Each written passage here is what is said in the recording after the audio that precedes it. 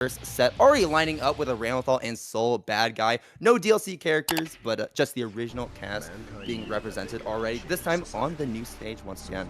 This stage is absolutely gorgeous as well. One of my favorite stages from Exert, so super happy to see it make a return here. But yep, just like you said, Soul Badguy up against Ramlethal Valentine. Used to joke back in Exert that Soul is just a better Slayer because he did so much damage off of counter hits as well.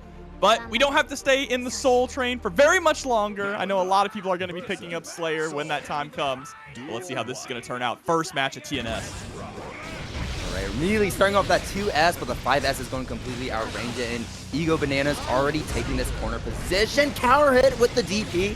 Not able to get too much off of that conversion, though. Yep, and the dash up 2K2D. Nice stuff. Stagger pressure there with the close slash. Great pickup, a little too far away for the JD, but the side swap there from Cow was massive. This will be a massive counter hit as well with the 6H OTG to close off the first round. Cow already starting this one off with a slight burst advantage, but that's going to end very soon. igobananas, great blocks and great backdash, already taking an early burst from Cow. Oh, and you saw trying to bait out the burst there after the counter hit. Bandit, Bringer, still just trying to squeeze out the burst on any scenario. Great burst though from Bananas on the Bandit Revolver, making sure they could get out for free, but they're put right back into the corner, and in dire straits, this should be dead. I think it will. Yeah, the wall stick, and there it is. 2-8 reaching sky high to burst igobananas through the wall and take that first game. Cal looking really strong with these combos and great spacing, working around these large tools that Ramlethal has to offer. Yeah, and that's one thing I was going to mention too. Utilizing those tools, I feel like Bananas wants to keep the range, right? Soul has always traditionally had issues struggling with characters that can outspace him or outplace him in footsies. So we need to sit out there, utilize that far slash, utilize that 5H, and then when we get Soul trying to go low with things like Night Raid Vortex and take those risks, that's when you go for stuff like 2S, or you be a little bit more patient just to try and get that block and punish. Alright, starting with the simple far slash into 5H and already getting a grab here, throwing you into the corner, plus frames, and Cal has already DP'd twice, 2 for 2 on that one set. And there's a counter at igobananas trying to press on that string, and there's going to be a burst already taken. I think Cal tried to go for a burst bait, but then tried to commit after you did not see it happen. That didn't quite work out, but Dank Men coming through with the 13 months. Thank you so much for the support. This confirms for you there. Goes for the OTG immediate IAD. Oh, and the Fuzzy is going to come out on top. JH closing out the round. Yeah, once again, looking really strong here. igobananas yet to take a single round right here, and already down to a very low burst disadvantage as Cal keeps on letting on this pressure. There's a Fafnir hit, going to hit right here, and there's that full conversion straight into the super. We're going to get a hard knockdown. We're going to get positive bonus, and Cal is already set for this game, unless igobananas is cooking something up, but not able to because the instant approach into the wild throw is going to close things off.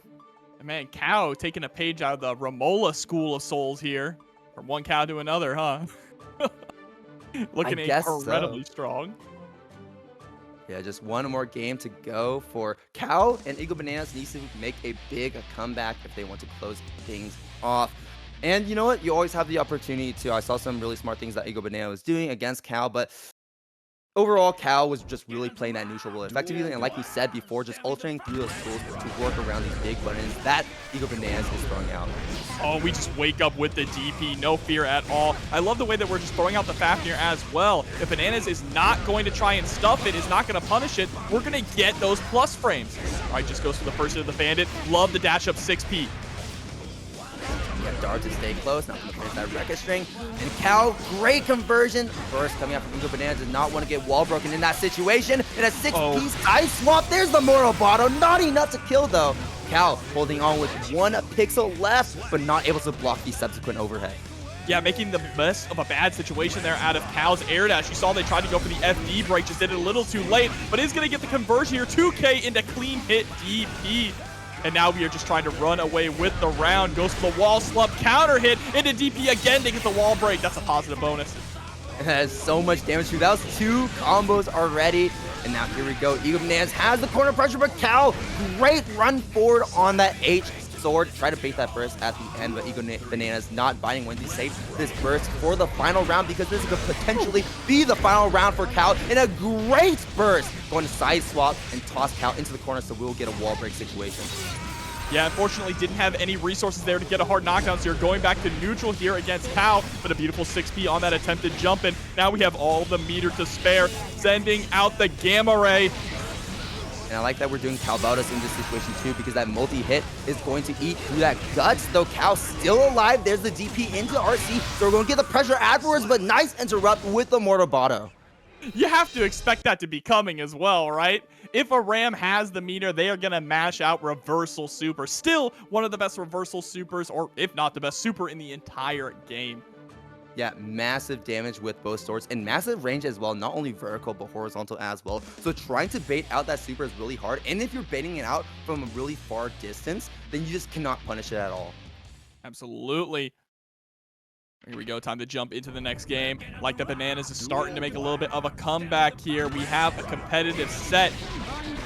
Starting to really slow Cow down, and that's important against Soul. You cannot allow Soul to take the pace of the matchup, throwing out these just far-reaching DPs.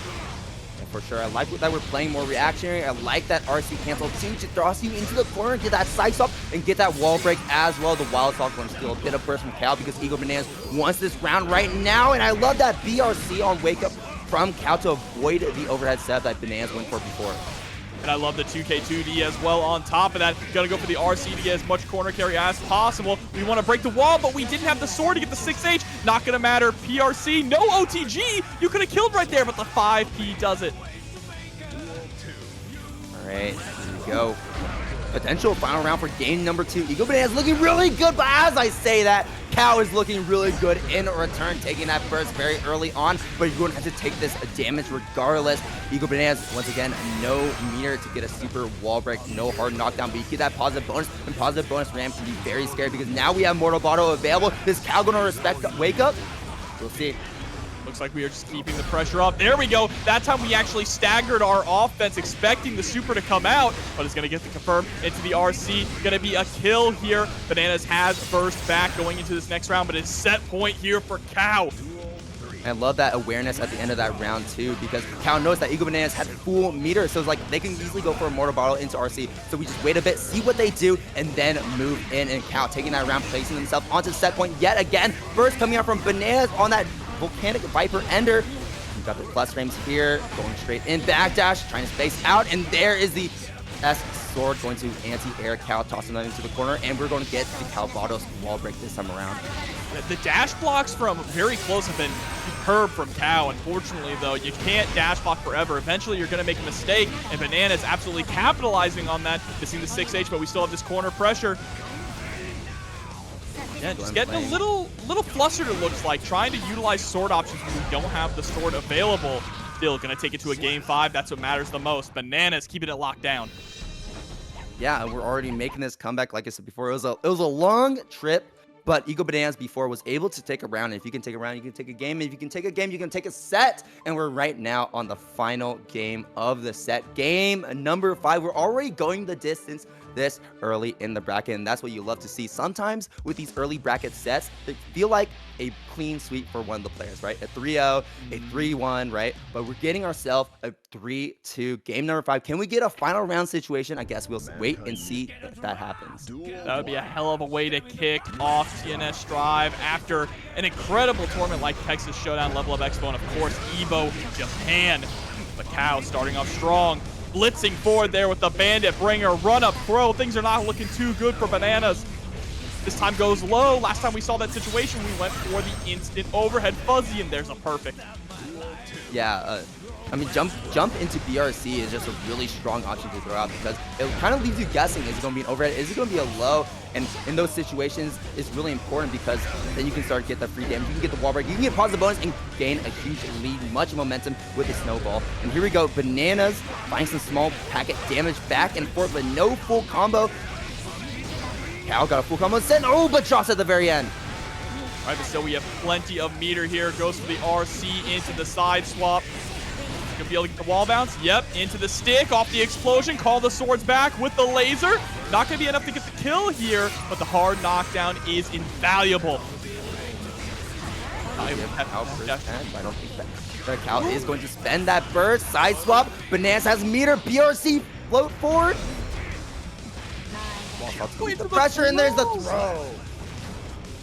All right, final game, final round. What a way to kick off the stream here. Counter hit, far slash. This is how you start things off for this final round. Cal's already feeling pretty good, and already feeling good because they got that burst early from Bananas as well. Has the meter advantage as well, and we're going to use that meter to get this combo extension. Oh, and nice with the super jump, but again, we've been just a little too far away, Salte Boy, for that 2H, and it's going to end up being the death of Bananas here. Cow comes out on top.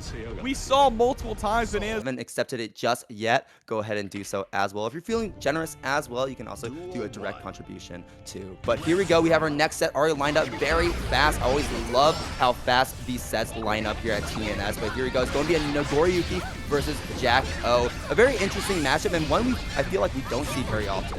No, we don't see it very often, and for good reason, too. This is not the easiest matchup for Nago, right? Jacko can easily play that zoning game, force the Nago into Blood Rage like we saw there. We spent our burst to try and be a hero, though. Nazara. Now this situation is really scary. You can see that Pikguy is trying to go for a chip kill situation, and Nazara is going to take that narrow vision, that tunnel vision, and take full advantage of it. Here's the wall rage. Wow, and just like that, turning things around, that is huge. Still at a magic pixel, you have to keep the pressure going, has to find that straight hit. If you don't get it, you're gonna be dead. And there we go. Yep, recovers in time just to press your fastest normal, or at least one of your fastest normals there with the 5P. Yeah, already I want to see Nazara be a bit more mindful about using that blood gauge. Yes, you want to be able to mix up the other player. You want to overwhelm them, but you also got to keep in mind that if you pop blood gauge in front of the other player, then it becomes a really dangerous situation to be in. Now this is a horrible situation to be in as well. Stuck in the corner with a minion and a Jacko in your face, but talk to the hand is what Nazara says. Gets the blood-sucking universe, tries to go for the low, but the gold burst is going to whiff. You got to counter it with the 2D. Oh, tries to backdash, and that's going to launch them far enough away so that Rekka is going to whiff. Cross-up sandwich pressure with the minion. Where do you press? Try to go for the absolute, try to go for the, I forget what you call it. Yeah, deflect shield. There we go. Deflect shield. Yeah, but got thrown out of it. Soul is stolen, and then just sends the minions in to do their dirty work. Pikguy gonna get game number 1. And Nazara understanding the assignment. You gotta make some ballsy reads to get in past those minions and really force your dominance in this matchup. Exactly, and Nago does have some tools here to take out the minions, like their giant normals, right? And when you do hit a minion, there's a bit of nuance to it as well, where you can cancel that button into the next button in your string or into a special move. Though, in a lot of these situations, Pikguy is being very smart about minion placement and also using the minion shield as well to keep Nazara on their toes. Now, there's the recall. Someone said recall is the mark of a great Jacko player when they don't just leave the minions on screen there. And I can't agree, but there's a nice Beyblade. Unfortunately, he doesn't get the biggest conversion off of it. Still, blood-sucking universe. Time for the minigame. Can't FD Nago that far away because Beyblade just brings them all the way back in, and Nazara is placing themselves all the way back in because that is one round for Nazara, the first round of the set. Already putting Pikguy into the corner yet again. Pikguy trying to use that deflect shield and just going to get stuffed entirely. That's so much burst gun. You don't have burst yet, and you're going to get wall broken. Sent through the wall. There's the hard knockdown as well. 1000-year blood war. Positive bonus. This is a dangerous place to be. Are we going to send in the clone first and follow it up? No, we just go for the Pikguy forward straight into a blood-sucking universe. A perfect from Nazara, answering back in a big way. Yeah, answering back in a big way indeed. Playing what we were talking about before about putting down an overwhelming offense over Pikguy. And so Pikguy, unfortunately for that game right there, wasn't really able to set the minions the way they wanted to. And there's also some really smart deflect shields from Nazara. I know there's one situation where Nazara put it at the perfect time where Pikguy went to reset pressure with the 236K, the kick, and just placed them so far away where Nazara was able to whiff punish them. Yeah, I mean, I'm just kind of blown away by how back and forth these matches have already been. This is just the start of the stream. This is game number 2 of the stream, and we're already having such competitive, high-level matchups. You want to be mindful of your Nazara because that blood is about to pop. Counter it. We're going to Fukyo forward. I don't think this is going to pop it, but it will. And that is Pikguy's entrance burst coming out from Nazara. Does not want to lose this round. There's the super coming out, but Pikguy just content with blocking it all. Knows that you can't really mix from that distance, and Pikguy going to take that round. Yeah, easy confirmed there at the end. Jackson's movement speed is more than fast enough to close the distance, but closing the distance is exactly what Nazara does here. Into the corner, backdash on the Bloodsucking Universe attempt, and now the tables have turned. Has to survive this despicable pressure here from Jacko with these minions. Jeez, we got one minion up. The minion gauge is booming. Tries to dash back to keep Nazara in the corner, and Pikguy does manage to do that. So much pressure going on. One more throw, and that will be it. Pikguy takes yet another game. We are speedrunning these matches back and forth. Lots of trading back and forth, and maybe potentially we could see another game 5 because we're looking pretty even.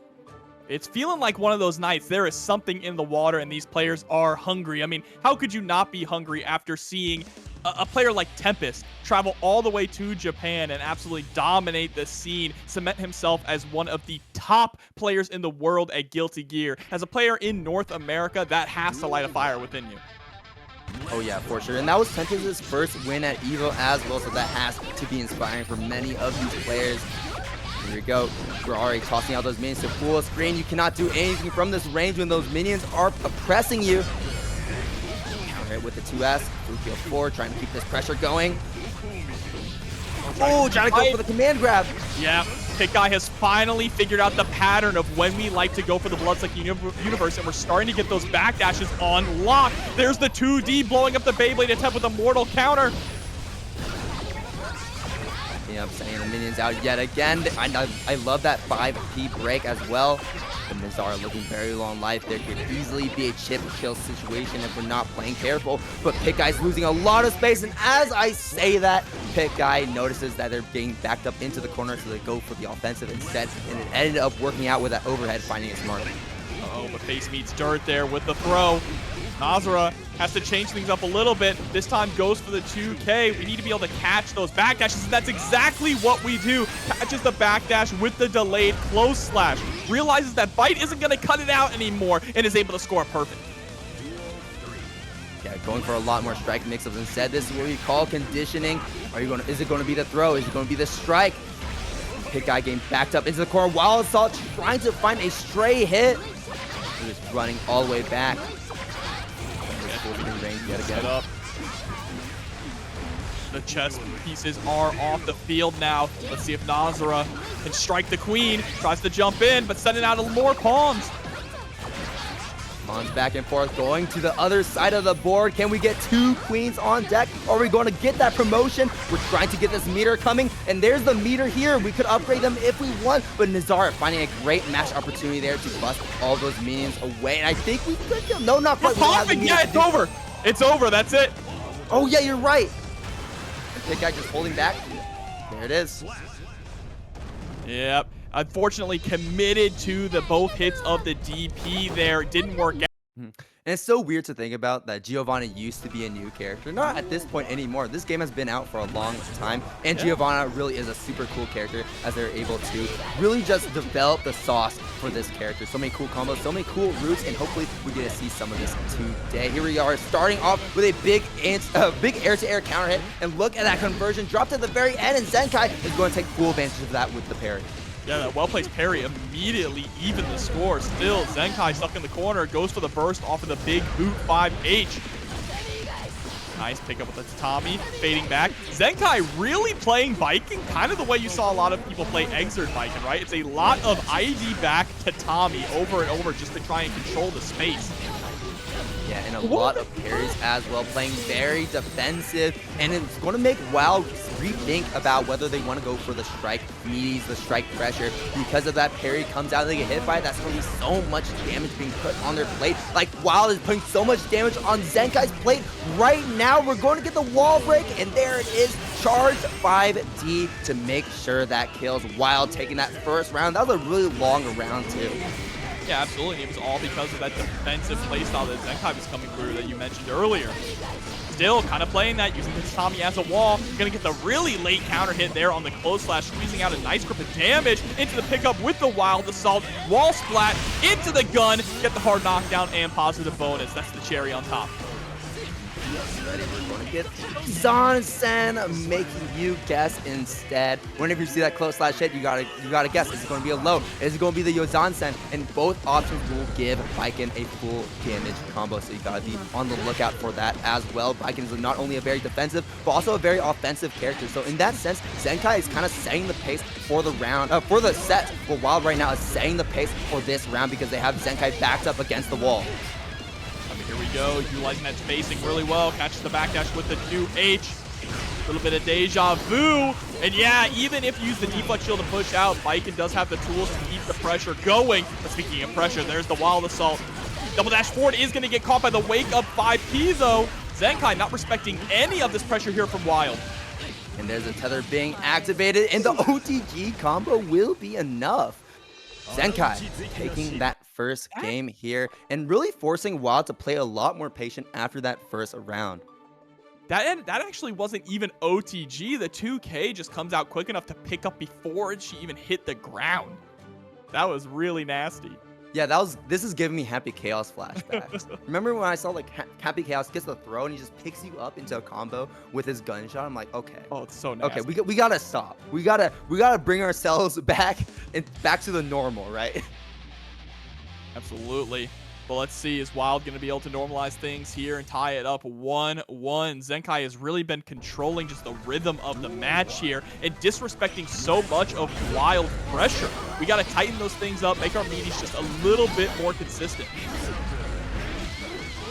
Overgain these consistent jump in counter hits from Wild. So many of these that Zenkai is not blocking or pressing on, trying to challenge them. Instead, Wild is going to force him to play more patient because of that. Here it is. We're going to go for these safe setups, and Zenkai opting to block all of it. Finally finding a way out, but as they do, the far slash line is marked. Let's see, extending the combo. I think we can get a corner carry. Yes, we will. Into the wall splat, into the wall break. Zenkai still holding on with very low life and almost getting the burst gauge back as well, but this is a lot of health to chew through. Oh my god, after YRC immediately going for the Ozansen, gets the throw as well. We've got so much meter. This is actually very possible to make this comeback. Sitting at nearly full resources with burst, goes for the Wild Assault to get the wall break and the free tether. Another tether mix-up coming in, or a tether combo! Because we were backed up against the wall, that 2K into close slash was enough to kill, with a far slash coming out on the wall break post-wall break situation, and Wild is going to spend that super to eat through that. Zenkai needed to do super there to get the kill. That was so tragic. You know they are kicking themselves for that one, but we can't let it get us tilted. Have to keep up the pace, keep the mental going. There it is. Wild Assault once again into the tether. But Wild fighting back. And the cross up. Going to find his mark here.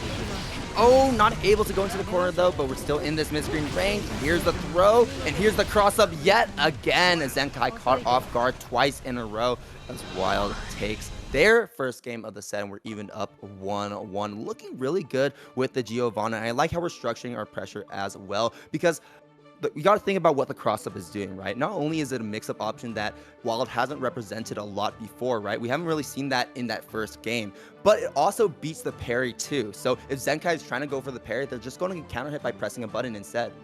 Yeah, absolutely. We saw the parries really early on, putting in good effect, but Wild has done a good job kind of avoiding them or punishing them just by staggering that offense. And that's when you saw Zenkai make the switch to, okay, if you're going to stagger your offense because you think parry is coming, I'm just going to wake up with buttons. Let's see how it's going to play out here.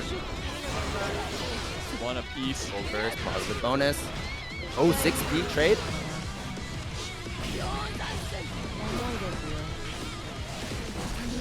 All right, patient here. Back and forth, trying to find an opening. Zenkai is the one who's going to find that opening here while spending 50 meters to use that YRC. There's the counter hit. Not the best combo starter. Could have maybe gone in a little bit more with the tether combo, but it's okay. They still have a good amount of health, and Zenkai still has a lot to chew through. And as I say that, this combo is doing so much damage. Not going to be a wall break, but this one will. The meaty the meaty Kabari there was absolutely nasty at the end. Now Zenkai looking to try and get up that 2-1 lead. I just realized last game I was looking at the wrong meter the entire time.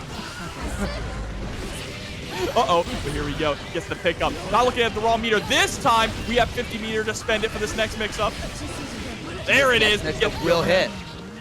Kabari to close things off. Zenkai looking really, really good in those last 2 rounds right there. Really made some really important adjustments. And I see that Wall is going for a lot more hard callouts, right? I mean, we saw that 6P round start, which was trying to beat Far Slash, but instead Zenkai just waiting for it to happen and then just with punishing them afterwards, which is really smart. Playing a bit more patient, just constantly changing up the pace of how they play to throw the other player off guard. Oh, I'm telling you, the average skill level of a pools match in Strive is kind of absurd. Yeah, I think so too. It's the information age, and once again, another round start 6-8 going to be beaten out by the 2H, and a burst fade from Zenkai. While is really not looking good, low on resources, low on health, and Zenkai is going to get another mix-up after this situation. One more hit really will be enough. It could be a throw, it could be an overhead, but we're going to use that deflect shield, trying to hold on to this round. But unfortunately, I'm not sure about that meter usage, because now Wild is stuck without any burst in this next round. It all looks like it could be tumbling down here, but Zenkai spent that burst really early, meaning that Wild is going to get a chance to run some free offense. There we go. That's what I love to see. Going for meaty spiral arrow to call out the wake-up button Zenkai has been consistently going for in the past few games. And baits out the parry this time with a safe jump into the throw. A perfect right back. Oh, not this time. Zansen cross up as well, hitting you with the back scratcher. And there it is, the empty jump into throw. Great job blocking that cross up this time around, while he's trying to catch on to the mix of that Zenkai is hitting them with. Oh no, backdash still getting caught consistently throughout the set though by that 2H. Oh, this is gonna whiff. Will it? Oh, okay, yes, it clashes. It clashed, but Zenkai wasn't ready for it. Wow, backing up as much as possible, but Zenkai trying to chase them down with the 2S, with the 2H. None of them really finding their mark the way that Zenkai wants them to hit. PRC to react, and the Yozansen anti-air. While still alive, backing up, in danger state as well, so needs to approach if they want to keep their meter. And there's the Wild Assault meaty counter hit. Wild, spending the super, no, misses the super input, and Zenkai staying alive. That is tragic. Missing the super input and just throwing out the 5P after you see the PRC in response. Zenkai does it. It's just the nerves of being in that situation, the nerves of possibly being on stream. Wild with one miss input, it all tumbles down. All right, how are we going to, okay. We gotta shorten it somehow. WWO, no, we just call him Ogawa, right? Ogawa, all right. Ogawa, no, that's negative Ellie. Oh no, that's negative Ellie, all right. Up against Garidos here. But to see Zato coming in, that's really exciting. Of course, Zato is a character that is currently a little lackluster, right? People are not feeling too happy about the way that the character is being represented and the strength of the character. But when you look at what's happening right now, it doesn't seem like the character has any issues at all. Just steamrolling Garidos at the moment. Nice usage of the Sword Sweeper as well, so they get Eddie on round start right here, and there's the A flop, there's the frogs as well, the B drills to keep you locked down, and the sword to keep you locked down as well. Meter is being drained, and you gotta find a way out at some point, but unfortunately Garidos has not been able to find that one opportunity, as negative Ellie takes a perfect for the first round, already setting the pace with Zato. And like you said before, people say that Zato is not that strong of a character right now, even though that they used to. But negative Ellie is definitely making it look, definitely shining Zato in a positive light right now. It's all about the fact that Eddie just takes so long to come back now, right? But Garidos is not capitalizing on the opportunities here when little Eddie gets killed.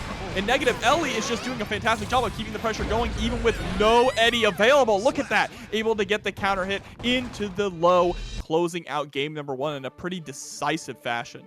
Yeah, I think that's really taking Gyarados off guard, right? Because whenever Eddie disappears, Zato loses so much of their toolkit, right?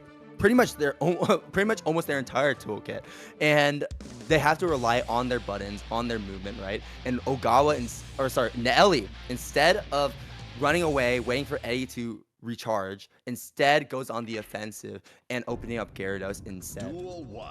But let's see if we can bring things back now. Round 2 tries to go for the 2D, gonna get caught by the pendulum. And I like how negative Ellie is also just sitting at this flight height, right? And this is a height that's really hard for some characters to really try to challenge at. And Jacko is one of those characters. Not a lot of very strong vertical tools that reach that high. And Ellie already putting the pressure on as well. Here we go. There's the super coming out. This is going to beat out the 5H. And a trade, but it's okay. That is not a GameStop trade. That is a perfect trade for Ellie because they got that 2-8 to close things off. Yeah, Garidos is just having a really difficult time getting any kind of offense started at all. Now stuck between a rock and a hard place. There's the meat tenderizer with the 5D. And there we go. That's the kind of button we want to go for to blow up the flying there from negative Ellie. Don't allow Zata to just hang in the air and avoid the minions altogether. Putting the mask on, shields up. Able to get the hit. Little Eddie is gone. Massive confirm. Zato in the corner. Oh, you go for the BRC and still get blown up by the 5Ds. I think Ellie just tried to interrupt that 5D, but it was really unsure where in that sequence Garidos was, how much they had charged it at that point. Frog. Looking like they haven't missed a beat here. Empty low, able to get the wall splat. Little Eddie is back. And so many times this A follow-up from Eddie is doing so much work for Ellie on these post-wall break situations where Garidos is trying to press, where Garidos is trying to throw out a minion, probably trying to pick up a minion and run away, and Ellie is just not letting that happen. No, absolutely not. Just really in full control of the pace. Garidos had that one good round, but still, we're not seeing Garidos go for a lot of pokes to try and poke out Eddie in the gaps, right? We're really just kind of trying to get around Eddie, trying to focus on setting up our minions, or trying to play that runaway game, and it's just not working out. We have to be a little bit more proactive when it comes to killing Eddie. Yeah, for sure. And also being proactive about pushing your own offense once Eddie is gone as well, right? Absolutely. You have to take that opportunity and run away with it, but a beautiful 6P. There we go. That's what we like to see. 2K stuffs Eddie, and now it's time to run that offense. We have the meter. We have the manpower. There's the burst. Blocks it, tries to drop down and catch Garidos, but Garidos instead catching Ellie with that 5D overhead. Now here stuck in the corner. There's 2 minions out, potentially another one, but I like that Ellie is just okay with just tossing out these 6Ps. It's a very fast start, very low recovery move, and it's going to be countering a lot of what Garidos wants to do with moves like 5K, with moves like the kick as well. Absolutely. And look at that wrist gauge. It's about to start blinking. Doesn't even need to blink, though. Gets caught with the minion off the backboard. Here, Garidos hopefully trying to stage a comeback right now. Ellie is 2 games up and just needs to win these 2 rounds right here if they want to take it all for this set. But Eddie is gone, and Ellie doesn't even care that Eddie is gone. And now that we have meter, we can bring Eddie back forcefully. There's the drill. There's the flight setup into the low, and there's the wild assault to steal some more burst away from Garidos. Okay, we're going to jump this time, avoiding the A follow-up, but not going to block that overhead as Ellie takes yet another round, placing themselves onto set point with a strong perfect. How many perfects is that at this point? Ellie is just racking them up. Garidos is slowly but surely starting to figure things out, but it might be too little, too late. There's the BRC, the blue wild assault to break the wall and get the hard knockdown. Dash up 2S hits median raw, send out the sword to keep Eddie going. Yeah, and really Ellie is just okay with being pushed away by this deflect shield because Eddie is there to keep Garidos locked down, but Garidos is not going to be locked down for too much longer because the 5H hits, and we're going to confirm straight into the super to do as much damage as possible. We're going to get the sandwich pressure, but as I say that, Ellie jumps out and now is putting Garidos into their own single-player offense, and that will be enough as Ellie with a clean 3-0, beating Garidos and sending them down to losers. Right, wow, what a performance there from Ellie. Considered to be a little bit on the back of the pack. We got BadGambles with Johnny up against TNS's own MFCR. Yeah, I'm sure everyone knows who MFCR is, but here we go. BadGambles from Canada, actually, representing the Johnny, probably inspired from Peppery Splashy's play. But MFCR, a very strong Leo player already, showing how strong they are right here. Half health already gone for BadGambles, and BadGambles going to get anti-aired out of the air. BadGambles getting their burst too.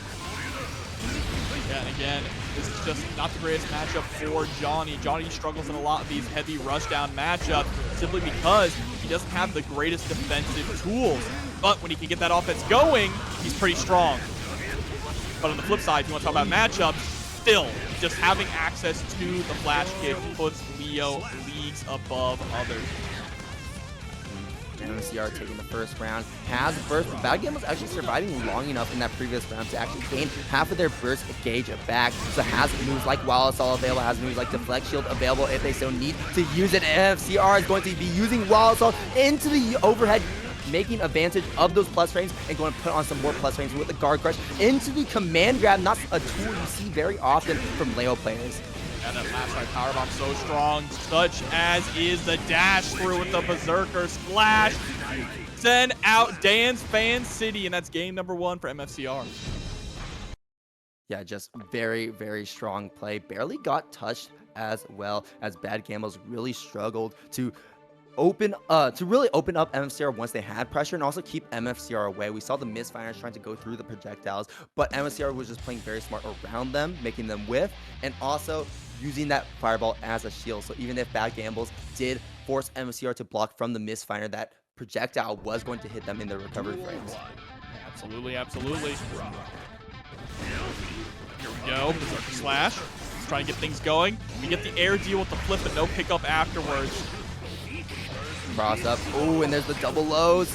BadGambles going to spend an early burst this time around, but MFCR quickly taking advantage of that, and now is going to put BadGambles here into an unburstable situation as we're going to put on so much pressure. There's a throw, place themselves back into the back turn stance. I love the usage of that faultless defense to really push MFCR away from the back turn 5Ks, but unfortunately was not able to push them far back enough, as MFCR is going to find a hit, bring them into a combo, and take that round. And we're going to be taking this round strong already early with that great confirm to start things off, and this great pressure to start things off as well. I'm just getting smothered here, unfortunately. BadGambles hasn't been able to get any room to move. Anytime we send out a card, MFCR immediately closes the distance. Look, saw there, thought that BadGambles was going to try to go for the card break, and immediately let the flash kick rip. Coming down and hits MFCR. MFCR though backing up, forcing one of BadGambles' buttons to whiff, and MFCR using that time to approach and take that game yet again. A quick 2-0 right now, and just needs to win one more game to take the set. BadGambles really struggling in this matchup, like you said before, really struggling against these rushdown characters, playing this keep away game against a character like Leo, and also really struggling to play the defensive game once Leo is in back turn stance. Yeah, it is just really difficult. And Johnny's not lacking a whole lot, right? The character's kit is pretty good. It's really the big thing that shuts him down is just not being able to block during his dash. His movement is so canned, so easy to be predictable, and it shuts down a lot of options for him. If you just allowed him to FD his dash like many other characters who have box dashes, just like Leo, he would immediately rise up in the tier list. And look at this, MFCR just running wild, trying to cook up a perfect tier. There's the 2K into the 6K, RC, 7 golden letters, put him up. MFCR on set point, speed running like it's game done quick. And here we go, counter hit. Got the back turn into the guard crush. Deflect shield going to push MCR away, and MCR just going to be content with backing up, dash blocking, and there's the counter hit. Yep, things are starting to get out of hand here. MFCR trying to close things out 3-0. These Leo players, they're something else, let me tell you. But we get the 2S, immediate aggressive burst to maintain the corner. I like the patience there from MFCR as well, just in case BadGambles tries to do anything cheeky like a super. MFCR is going to go for a super instead right here. Doesn't do the ender so they can finish the combo and make sure it kills. Great optimization coming from MFCR to take that bet. Yeah, just a quick 3-0. Strong stuff. MFCR moving on in the pools.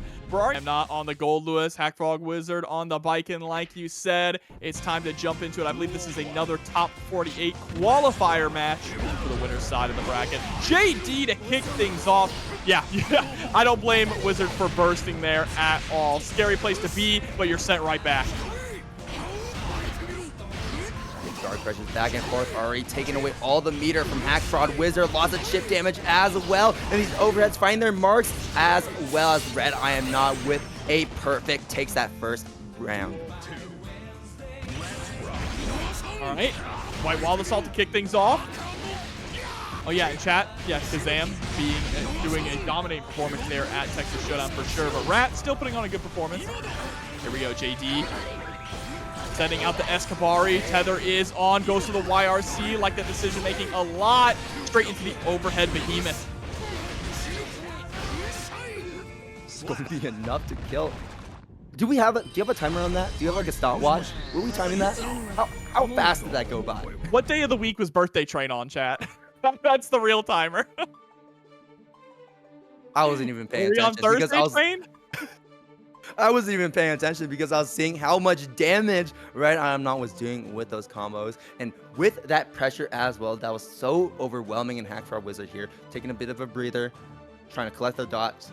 And you really need to, because any good opening for RedIaAmNot is going to be massive for them, and HackFraudWizard needs to find an opportunity to find a hit, to score a knockdown, and so that they can finally run their mix. Absolutely, absolutely.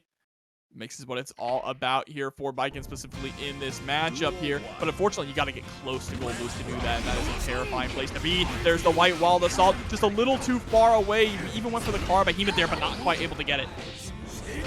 Now you're tethered to the Goldlewis, and this is really scary. Yeah, you kind of have to burst that one, or you would have been eating a good chunk of damage because of the combo conversions that Goldlewis can get off of that situation. Thrown in your face, and because you're scared of that strike, gets a throw instead. OTG to keep this pressure going, but HackFraudWizard, great back throw to place RedIaAmNot out of the corner. Again with the YRC, gets a blue beat combo. OTG there puts us so far away, but we go right back on in. Double overhead, is it gonna clash? No, I don't think it will. That's going to beat it out cleanly. And we have the mirror 2 to convert afterwards. Yeah, red RC. We're going to get the wall carry, but doesn't need to wall splash you to make sure that combo kills. And HackFraudWizard finally getting around against RedIaAmNot. That came down very close, down to the wire. Red really take it to the skies at round start a lot here, but I mean, so is HackFraudWizard, right? We're just trying to get that offense going. MP jump into the low with the tether on means we get a nice juggle here, right into the corner with the wall splat. Wild Assault, get that hard knockdown. Content here. Oh, a late burst from RedIaAmNot. Second time. Oh, into all the of back. that pressure. Just pulling you right on in, and now stuck in the corner between a rock and a hard place. Which one's which, I don't know, but the JD is gonna trade.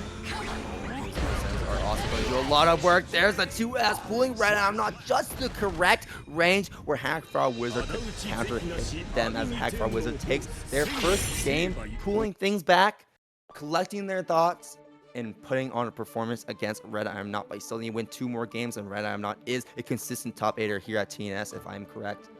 Yeah, absolutely. All the Goldlewis players you see constantly in top 8 here. TNS, the land of Goldlewis, especially after Season 3 with the White Wild Assault pushing him even higher up in the tier list. But HackFraudWizard doing a good job fighting back. Came out of that last game with a black eye. It wasn't easy, but we are adapting. Yes, we are, but RedIaAmNot is going to change, not going to change their round start if HackFraudWizard doesn't adapt to those round start jump forward into JDs. Look at this pressure. Both Wild Assaults down. So much of this has just been chip damage, and now you're dead. A perfect. I feel like half of your health there was all just blocking the Behemoth Typhoons. And with the Wild Assault, HackFraudWizard getting a full combo here into the wall break immediately. We spent all of our bursts, so you got to be playing very careful, and you want to be playing this offense. And I'm surprised that JH actually was able to beat out that 6P. Normally, Goldlewis's 6P is very vertical, so it actually beats out a lot of those options. Oh, but the parry there, very nice answer. That's one of the strong things for Baiken in this matchup. If Goldlewis is getting a little too predictable with the typhoons that we're throwing out, you can just throw out a parry seemingly for free in a lot of cases. That is true, and there is the empty air dash into the low 2D. HackFraudWizard taking another round. We're even up here in game number 3. RedIaAmNot does have the resource advantage though. On level 2 security gauge. Soon level 3. They're going to have to worry about certain options like drone, which we're going to throw out immediately, holding down HackFraudWizard into the neutral, and the conversion from the JD, placing HackFraudWizard into the corner. Yep, goes for the low option this time here. Double low. Red likes to go for 2 options in a row, right? Whether it be the overhead behemoth or the low behemoth. HackFraudWizard has been doing a good job blocking them, but blocking isn't enough. If you're not holding FD, you're still taking a nice chunk of damage, and Red is going to go up 2-1. Yeah, in that situation, there wasn't really a lot of mirror to go around for HackFraudWizard, and I'm sure they also want to keep a mirror as well to stage a comeback. So there's that kind of push and pull when it comes to playing against this character. Do you want to spend meter for FD to make sure you don't get Chipp killed? Or do you want to save that meter so you do have the super, so you do have the resources to convert into a kill combo if you find the opportunity? I feel like at this point, we've been really just eating the block strings. We've not really been FDing a lot, or we've been FDing a little too late. If you FD, you shouldn't be taking a lot of chip damage, right? In a lot of cases, you'll see the FD blink, but what's happening is they're FDing after the frame that they block the behemoth, right? It's very common when you're trying to blink FD against Goldlewis. We might as well just hold it here because it's not currently working out at the moment. We need some kind of different approach when it comes to defense. Yeah, it seems like HackFraudWizard still does not have an approach to that round start JD that's giving RedIaAmNot pretty much the immediate pressure every single one of these round starts. And RedIaAmNot is going to be taking that pressure, taking that offense, the full length, the full mile, because HackFraudWizard is on a pixel of life, and we are just going to hammer you with BTs until one of them kills. Yep, watch out. There's a typhoon coming through. RedIaAmNot sitting at the set point now. The rising normal. Yep, deflect shield, but we just white wild assault right back in. 50 burst trade for 50 burst. We'll take that. Yeah, so many of these double overheads are finding its mark on HackFraudWizard. The moment you think it's over, you get hit by it yet again. And RedIaAmNot is getting closer and closer to this set win. One more, really just one more good BT will be enough to kill HackFraudWizard though. Sticking RedIaAmNot into the corner, going to get the wall break, going to get the positive bonus, and you want as much meter as possible if you want to make this comeback. With a round start, post wall break, BT is going to hit HackFraudWizard, launch them all the way up, give RedIaAmNot a full combo, and that's going to be a 3-1 for RedIaAmNot as they move on through the bracket. Yeah, we just didn't have that. We were just talking about Kai before the stream started and how much fun he is to watch and play in Strive. Love to watch high-level Kai play here. And Cracker, 21-22, coming through with the 200 big ones in the Matcherino. I don't even know if I can say that on Twitch, but thank you so much, Cracker. Good God. The generosity is insane. Now, suddenly these players have something to fight for. Suddenly there's some stakes on the line, and Kensei is immediately trying to make the most of it. Here's an offensive burst, keeping Marvelo stuck here in the corner, but Chipp is a very high movement character and can easily mix their way and get their way out of this situation, but they're also very low life, so Kensei doesn't need that many combos in order to kill Marvelo. Marvelo is stuck with very low life right now, pressing that far slash, trying to go for the Rekka pressure, but there are gaps, and Kensei is going to take advantage of that with that DP. Absolutely, absolutely. It's kind of not fair, though, because Kensei does have the Holy Order's 3 power up here. That's true. We don't have birthday train anymore. Uh-oh, but there we go. 5K into the 2D OTG for the setup on the IAD. Oh, but the backdash. Beautiful stuff there from Kensei. Able to turn things around. Marvelo utilizing the Alpha Blade, though, to escape from the corner.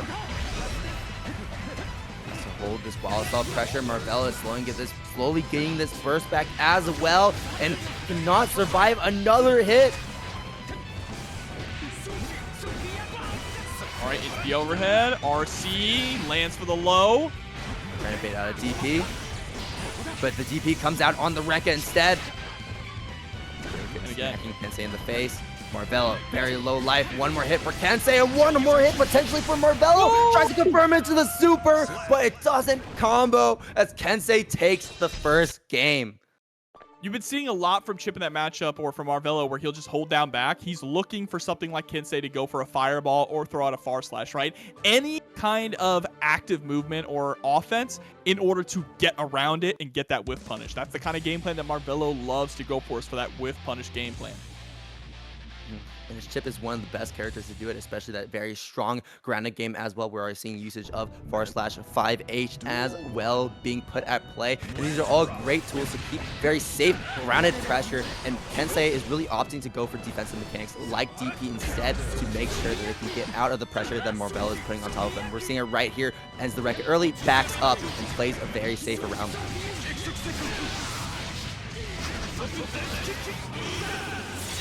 Hard knockdown. It's going to be overhead. And there's the overhead from the Rekka. Full combo here. Now, we've been consistently going for that overhead over and over. And finally, it's able to connect. Comes out on top for Marvelo. Marvelo does not have burst right now. Kensei is going to be spending their burst immediately. Down it. Tries to go for the cross up. I love the challenge from Kensei right there. We just haven't found any big hits for either of these players.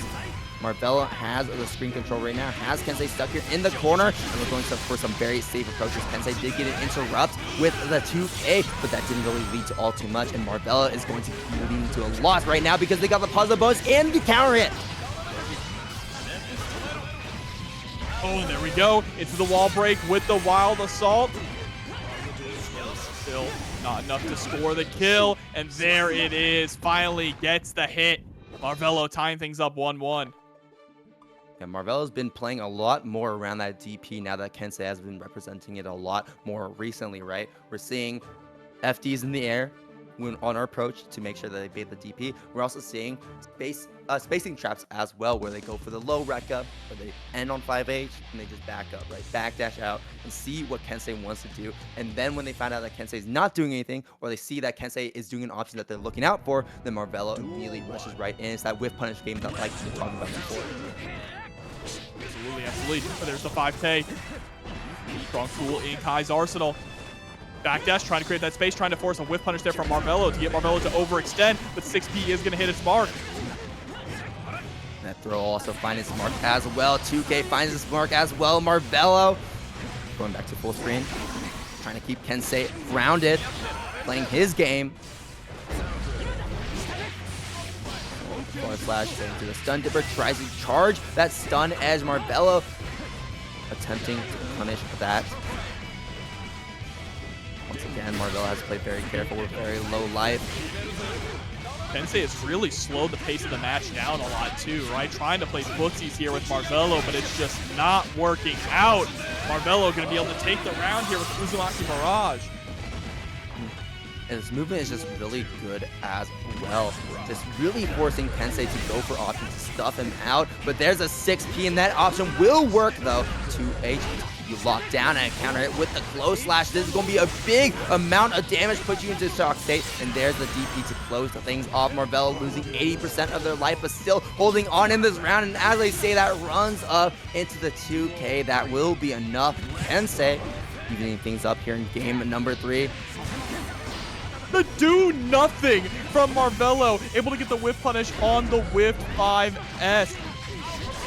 And now, huge pickup, carrying all the way to the corner, gonna be able to get the wall break, better believe it.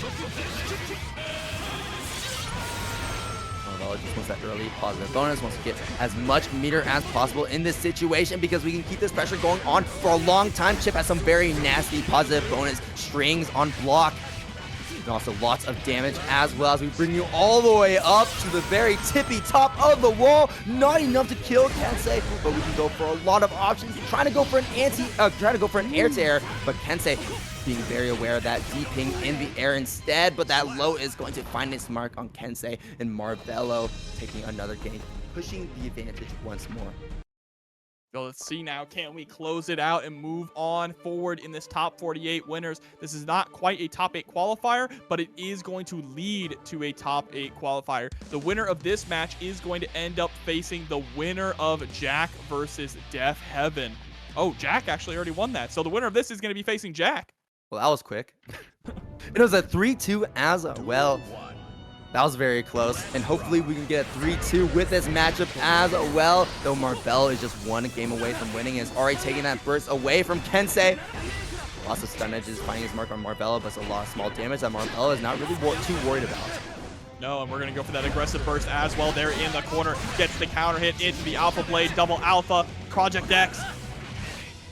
Kensei being a lot more mindful about the Ender mix-up with the cross-up. Ooh, into the dash up throw. Kai, best grappler in the game. Pushing him out, and there's the throw coming out. Not a back throw though, but Marvelo just intending to push Kensei closer and closer to the other corner. Finds a hit.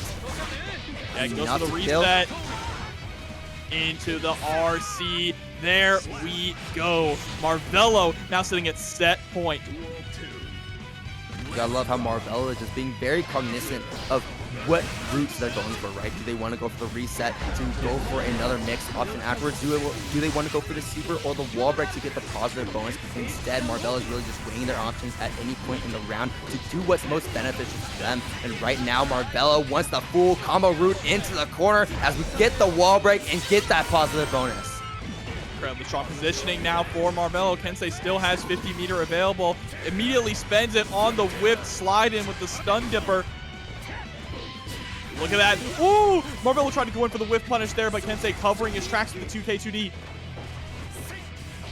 I like how we're going for some low options, right? We're trying to go under the hitbox that Kensei is throwing out with that bar slash. Well, now this is a dire situation to be in. And just a safe jump. First comes out, still has 50 meter. Marvelo's so close. He needs one more hit. Kensei trying to stay alive. One more good combo for Kensei will also kill. But as I say that, Kensei backing up gets caught in the middle of their backdash by Marvelo, and Marvelo going to be taking that 3-1 to play against Jack to qualify into winner's side. That Nago can definitely perform in. And what a perfect name as well. Proof of a hero. That they cannot change society. Monster Hunter fans out there. Exactly. You get the sword buff. Oh, wait. Is Hotashi a longsword player? You know, I have a bone to pick with longsword players, but we're not about to get into that. What do you play? I play Hunting Horn. Hunting Horn? Oh, respectable. Shake my hand. I play Hammer. Oh, let's go. I also love Hammer as well. We gotta love our blunt object weapons. But this is going to be a very, very razor sharp set as we wait for the intro to close off. Here we go. Leo versus Nagoriyuki. MFCR versus Hotashi. What's the round start going to be? We're playing very patient right off that. And as I say that, MFCR backing up straight into the wild assault, and Hotashi already specking burst. We're already setting the pace of how this set is going to go. And that was a $5 burst if I ever saw one, and $5 from Necroid coming through in the, oh, $50, excuse me, $50 from Necroid coming in to the Maggiorino. Hold up, gotta put more respect on that. The incredible, thank you for the support. Thank you to everyone who's contributed, whether it's $5 or $50, we appreciate all of you. Whether it's claiming those codes as well, we also got all 50 of those codes claimed, and I'm sure that both these players are fighting for the money that just got added to the pot. MFCR already getting another wall break, stealing a bit of burst as well with that wall assault finish, and Hotashi spending burst, not wanting to die here in the first game of the set. MFCR putting on so much pressure, the 5K hits on the cross-up. Remember, the run-through does have a little bit of a lingering hurt box there, so Hotashi capitalizing on that. There it is with the 1,000-year Blood War. Get the hard knockdown, the positive bonus. Have to be careful about the approach, though. MFCR does have burst and that meter available for a DPRC. Hotashi has to be a bit more mindful of the blood gauge as well. MFCR just dashes forward into the super range and lets it rip. Doesn't even have mirror to RC it to keep it safe. MFCR was just that confident with that option. And Hotashi, very low on life, has to be mindful of the options they represent and trying to go for a throw. MFCR jumps it perfectly, reading the situation and takes that first game over Hotashi. Just a very strong performance there, but we see why Hotashi is bringing in the Nago for this matchup, right? Nago with those long-range normals is, it's like a stopping sign, preventing Leo from getting in. We can even swing through with our heavy slash through some of those fireballs, which you see that a lot of Leo players like to use to close the gap in some of these matchups. And also, Nago has a very strong defense as well. We see the invincible super. That is one thing he has. And he also has that 5K that we saw represented as well. A very fast option that can beat out a lot of gaps that Leo leaves in his pressure. Absolutely, and look at that decapitation there with the 6H. Didn't get a whole lot off of it, but we're still maintaining this corner pressure. And Muka Thero coming through with the prime sub. Thank you for the support. This confirms for you. That was an insane sequence. The 6P clash into the cancel. MFCR is just built different right now. Into super, absolutely, but will it be enough to kill? Oh yeah, that super always does so much damage, man. It is insane, and you can just combo it from anything. It either does no, like barely any damage, or it kills. That's like, it's one or the other. And let's not forget about being able to combo from mid-screen with that super Nexer. Please don't bring that back, by the way. All right, but look at that. Tries to go for the whip punish with the Berserker Barrage, or Berserker Slash, excuse me. Straight into the Wild Assault, jump cancel afterwards. We got the stylish combos on deck. Spends the rest of the burst for the knockdown. MFCR looking to take this 2-0. And there it is, Headbanger, close slash. And that was really smart too, because you know, while Hotashi wasn't close to burst, they were close to getting 50% of their burst gauge back, and that gives them options like Wild Assault, that gives them options like Deflect Shield as well. So these are great defensive options that Hotashi could use to take the advantage back to his favor against MFCR, but MFCR instead stopping Hotashi in their tracks and taking revenge for Cheerio against Hotashi, because now MFCR is 2 games up and hoping to send Hotashi into losers with a quick 3-0. Yeah, that would be very impressive as well. Look at that. Is that set level 7,000 for Hotashi on Nago? That is crazy. Duel 1. Let's rock. This could potentially be the final game of this set, and immediately playing patient with Wing and playing reactive to see what Hotashi does. But when you do that, Hotashi can just take an inch, take a mile, and now here you are stuck in the corner. But great challenge from MFCR straight into the DP, into the back turn stance as well. Yep, getting to pick up with the triple slash threes as well. Target combo. You see the fade back, just walking back a little bit to try and get a possible DP to whiff. Gets a punish there as well. Looks like we might have actually dashed forward and thrown the Star of a flash kick. And that's probably why Hotashi is also going for a lot more throws as well. We've seen a lot more of them come out. That's going to be the flex shield on the close slash, but instead we're going for a lot of strikes now, as Hotashi is going to break MFCR through the wall and doing so much damage to boot. Leo has a lot of health, but Hotashi is just eating through that so quickly because Nago is such a high damage character. There's the reversal super coming out, and because this is a punish, it's going to be doing a decent amount of damage, so MFCR is going to be left alive.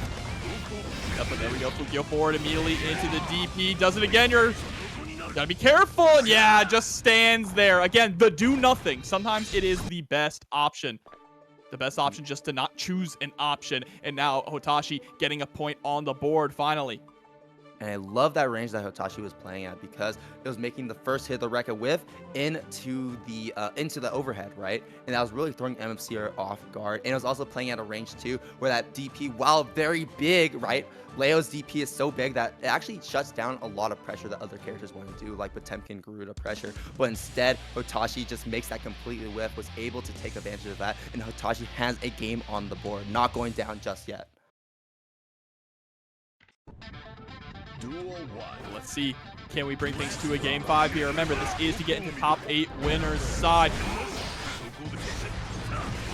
First 2S, double 2S. Don't you dare approach me. Right, 5H into Beyblade, and the 6H is enough. The execution slash, Hotashi pushing back. That was an absolutely insane sequence coming out from Hotashi, but MFCR is looking to turn things around, doing an insane sequence for themselves. Okay, I think that was just a frame kill, right? No, but there's the throw. Oh, fakes out the cross through and just goes for the back turn S. Tricky stuff there from MFCR. And now has such a huge life lead that we just go straight for the whiff punish. Waited for the 5H, went for the Berserker slash, and now sitting at set point. And also with meter too, you also have to worry about that super projectile that Leo can throw out as well. Though here's the DP, you gotta worry about that on defense still, even though you have made it whiff a couple times before. MFCR in a back turn stance. There is the 5S finding its mark, and that's gonna be a wild shot through the wall, once again stealing a bit of burst away from Hotashi, so they don't have white wall assault available, so they don't have the flex shield available, and just one more interaction for MFCR is all they need, but Hotashi is not gonna let them find it. Full mirror for MFCR, but Hotashi on level 3 blood gauge, things could be very explosive, very fast. Oh, but the dash up into tech? the throw tech. Doesn't tech that one. MFCR moving on, securing their top 8. And Garidos actually still on loser's side too, playing against Plantain, a Poppy, a Faust in losers round 2. But enough of that. This is a top 8 qualifier for winner's side. Dany versus RedIaAmNot. And what an anti-air with the 5P. Right, nice dash blocking there from RedIaAmNot as well. Able to just maintain that pressure by closing the distance on the screen. There's the Behemoths, 3 in a row. Break the wall, back to neutral, sends out the far slash. Red just being so proactive. BRC in. Sweet, small damage here and there. Dany staying alive, has RedIaAmNot in the shock state. Stun dipper into RC, the classic opening for Kai players, and Dany starting to reach this health differential back down to normal. And as I say that, RedIaAmNot doing one more mix to open up Dany with that low. Dany does have burst starting to come back, spent that very early in the previous round, so we'll have it available soon. Here we go. Heavy stun edge coming through for the Oki. Tries to go for the extra high there with the JD. But Red, the defense is on lock. Now starting to incorporate some of these throws. Throw again, and actually going for the back throw to keep Dany as close to the corner as possible. Red is firing on full cylinders with the decision making here. And look at that, just Flex Shield trying to push RedIaAmNot away, but the BTs reached so far that it did not even matter too much to RedIaAmNot, and actually putting RedIaAmNot at a perfect range so that Dany is still stuck here in the corner, tries to backdash, but out of sight, out of mind, that drone right behind him, and just picking it up for RedIaAmNot as they're able to notice the situation and take full advantage of that with a combo to close that first game off.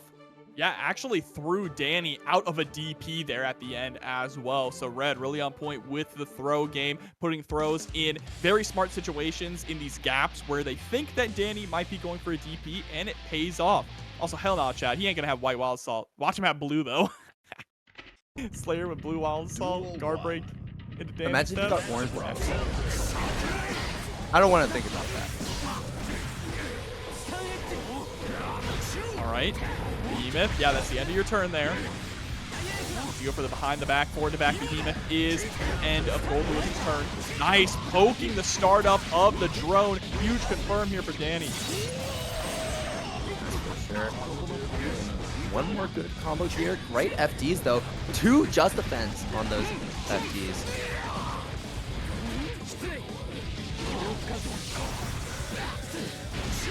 Ooh, and the counter hit with the 2P, that's a great match option. Also because it's a bit disjointed as well, so they can use the anti-airs, they can use to get out of situations like those. But unfortunately, RedIaAmNot was not able to keep themselves out of that situation, and Dany takes the first round here. The clash cancel into the DP, sending them not in the opposite direction. Oh no, but tries to send out the DP again, just getting a little too greedy. Look at your health bar. Oh my god. Red could have actually spent even more meter if they wanted to try and push that closer to the corner, but opted just to go for the Oki and save the meter here for the incoming mix. Yeah, RedIaAmNot with Goldlewis really makes you hurt for the mistakes you made, and that was just 2 combos to take that round back as we're even up. Bro, the 2P, the Bionic Elbow. Shout out to Dusty Rose. There it is again, Bionic Elbow coming through.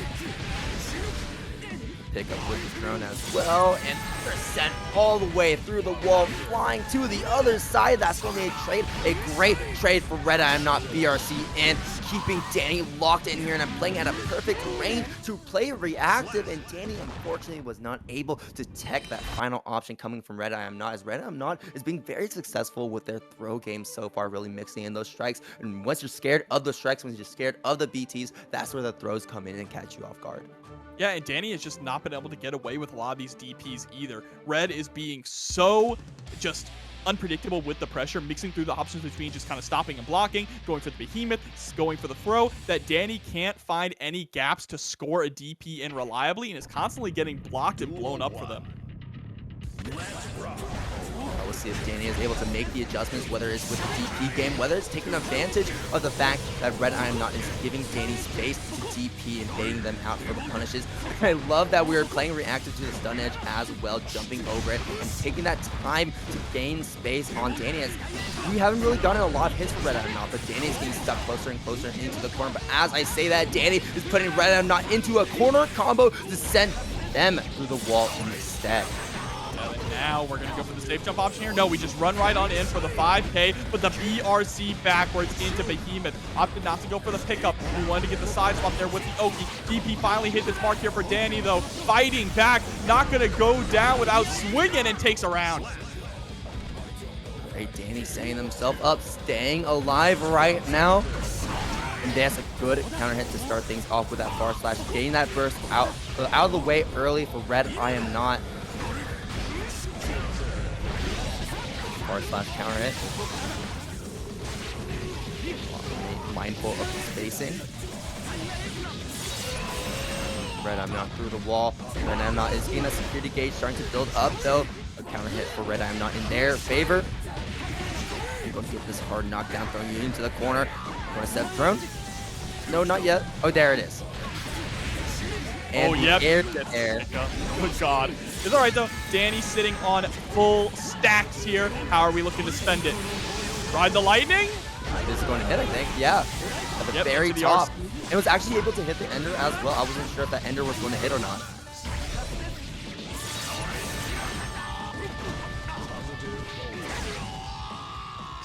Okay, this time. No BRC, no backdash this time around. And Dany got a game on the table against RedIaAmNot, making some adjustments, though always being consistently brought down to very low life, where it's becoming very ambiguous whether or not RedIaAmNot is going to win, whether Dany is going to win. But the matter of the fact is that Dany took a game, and if you can take a game, like I said before, you can take a set, and let's see if Dany can take the set against RedIaAmNot, because we are still playing this set, and 2 more games for Dany, 1 more game for RedIaAmNot to close off for either of these players.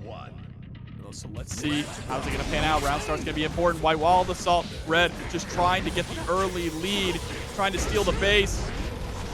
And that IBFD was crazy on the fireball. Kai just got sent packing. Yeah, RedIaAmNot has been so good when it comes to these IBFDs, whether it's on defense, whether it's on offense like this. And you know what? Like, even if you miss it, you're still gaining space. And when you do manage to hit it, then you get such a huge advantage. And love that RedIaAmNot is so willing to go for these options right now, but Dany is instead going to hit them with that overhead that RedIaAmNot was not expecting. There's the mirror being sent to make sure that we can confirm off it in the wild assault to wall play in that situation. Dany going for a low, but the wire is going to automatically block it for Red. Yeah, I love that. Just negating the mix-up, blocks the DP, putting Kai into the coffin. Set point now for Red. Dany really needs to dig deep. I think we need to seal the DP. It's just not panning out the way that we want it to. The risk-reward has not been in Dany's favor. Stopped in. Constantly trying to poke with this far slash. We're trying to play this grounded game, and RedIaAmNot is being very mindful of that, noticing that the moment we go for these far slashes, these stun edges, we're just air dashing in to gain space or find counter hits or punishes. And however, finding a punish of their own with that super, and we're going to set up that heavy stun edge. Okay, we're not going to burst this one. RedIaAmNot going to save that burst for the next round, and Dany evening things up yet again. RedIaAmNot still on set point. Oh, but the dash up throw here from Dany at round start. Red bursting immediately, just on defense, not even waiting until they get hit. That's something that there's been conversations about, right? Whether or not you wait till you get hit to actually spend the burst, or you just utilize it to relieve the pressure. That seems to be a perfect usage for RedIaAmNot, because they're able to find this opportunity here, bringing Dany down to yellow life. They are bleeding. Dany still has burst, but will they be able to use it? this comes into a situation where do you want to burst on the mix-up or do you want to burst when you get hit? I don't think Dany can survive a single hit or a single throw, but Dany reading the situation and jumps on the throw attempt from RedIaAmNot. Here's the wild assault to send RedIaAmNot through the wall, and now RedIaAmNot stuck without burst for this situation here, but that counter is going to give him just enough. Kill! We're still just trying to find that last touch here. Red needs anything. The wild assault jump scare is going to connect it. Dany takes it all the way to game 5. Forcing Goldlewis to approach in that situation, and without burst, without white wild assault, Goldlewis has a really hard time to actually get in some of those situations because he has a very slow, he's a bit of a slow air dash, he's a bit of a slow grounded approach as well. So Dany can kind of just sit back at this full screen range and see what he wants to do, and then just go for these whiff punishes because of the high recovery on a lot of his normals, on a lot of his moves. And that's just playing very smart because we're on the final game, potentially final round. I think we could potentially see that. Let's see. This is nerve-wracking, all right? Remember, this is to get into top 8 winners side. Both these players want a chunk of that pot that's only growing larger thanks to our incredible viewers. Interrupt. Going for a pressure reset. Dany has to go for a lot of these if they want to keep this pressure going against RedIaAmNot. Stun edge, the drone, the 6P clash, and that's an unfortunate clash. Uh-oh, here we go. Down with the system. Not able to get the kill. I think it's because we didn't churn it all the way. But that's all right. The trade there off the 2K and the Scum Dipper. Red, once again, at set point, but Dany coming into this one with full burst. Both players going into it with full burst, and there it is, the JD coming out. So many of these players are getting hit by this JD, and none of them really have a good option to use against it because it is very hard to anti-air. Very big hitbox being thrown out, and we've seen a lot of situations where these 6Ps are clashing with them, and that is giving RedIaAmNot a way to get in. Re-entry, if you will. We're returning that one. Oh my god! Dany's still alive, but doesn't have 50 meters. Still has burst and going to use it. Get off me, but the white wild assault, so smart from RedIaAmNot, utilizing that meter, leveraging. Perform incredibly well with Jacko, but has made the swap pretty much full-time here to Anji ever since Season 3, because this character is kind of scary now. Yeah, great buttons, great new moves that he got, and also just the system mechanics, the wild assault, just benefiting him so much. Go. Oh, counter hit. Eddventure just opts to burst that one. SQ without one of their swords.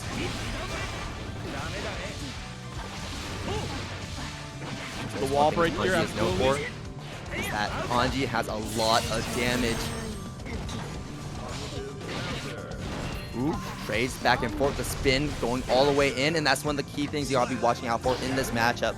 And why you can't just throw out the far slashes, throw out the 5H as willingly as you would like, because you got to worry about that spin. Anji is one of those few characters that can actually make you guess and play RPS in neutral like this. Oh, catching the back catch there with the 5K. And look at that. Immediately after blocking the low, we just RC right back on in. Ram having to deal with Fujin is going to be really important. Did he try to interrupt that? Well, I'm not too sure, but either way, that Mortabaro is going to send you through the wall, flying. One of the strongest supers in the game. Like you said, probably the strongest super in the game to have. Look at this pressure here from Anji is just so scary. See SQ trying to keep distance, wants to stay at the tip of that far slash range to keep Eddventure zoned out and score those punishes. Starting to work out now. Whoa, doesn't even have to block RC. That was such a bizarre interaction. Yeah, that was so weird. But yeah, SQ going to take that round regardless. Pushing that 5K. Ooh, that 5H whiffing. SQ not ready to capitalize on it though with the punish. Still going to capitalize on this. Confirmed. The burst though from Eddventure, putting SQ back into the corner. This is scary, but there's the mortal counter on the 5H. Dwayne Johnson coming through for the assist. Throw punish. Butterfly set. Close slash after close slash into the 5D startup bait into the low. That is reading your opponent, knowing that your opponent has great defense and great reaction, and playing on that. And with that, Eddventure is going to be able to take game number 1. You know that Eddventure is feeling himself with that one. Oh, absolutely. That was sick. And I know that isn't really an option you see represented by a ton of players because, you know, it spends resources. And a lot of times, right, players are not going to be reacting to that 5D in time because, you know, it's like, what, 18 frames, something like that? So it isn't, well, not 18 frames. It can't be 18 frames. I forget the exact frame. Yeah, around that ballpark, right? It's a very fast overhead that players throw out. So sometimes they just don't react to it and just keep on blocking low.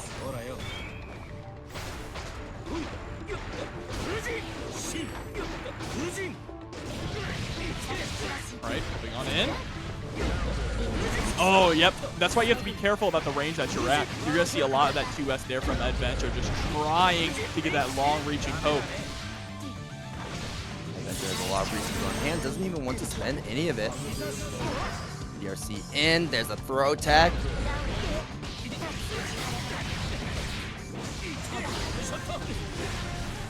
The sword pressure backing up. Hitting the bars of P with the KS. And the counter right here. RC to confirm. Get yourself safe. And also send you to that wall. 2148 for the max damage possible. Eddventure still sitting on a full stick of butter, full meter on hand. Oh, that's gone though, and there's the whip throw. Sticking out the toes though for the footsies. Literally. Absolutely. Been round start. Yeah. Trying to read a 5K, maybe a far slash on round start. Right, there it is. Again, 2K, no 2D off of this one though. When I love that spin to go through that sword because Ram wasn't close enough to really establish pressure.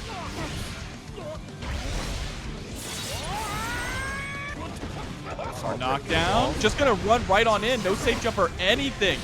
Just wanted to close the gap. That's with the low, and that's gonna be a chip kill. Oh, wow. Just got caught not FDing there. Still kind of a scrambly situation. SQ coming out on top in the 1-1 though. Still looking pretty even. Great usage of the spins, but also great throw game coming from SQ in response, calling out these options and going for some delays as well to catch Eddventure off guard. And this is really serving SQ very well. And once you get Eddventure into the corner, that's where SQ really gets to play her game.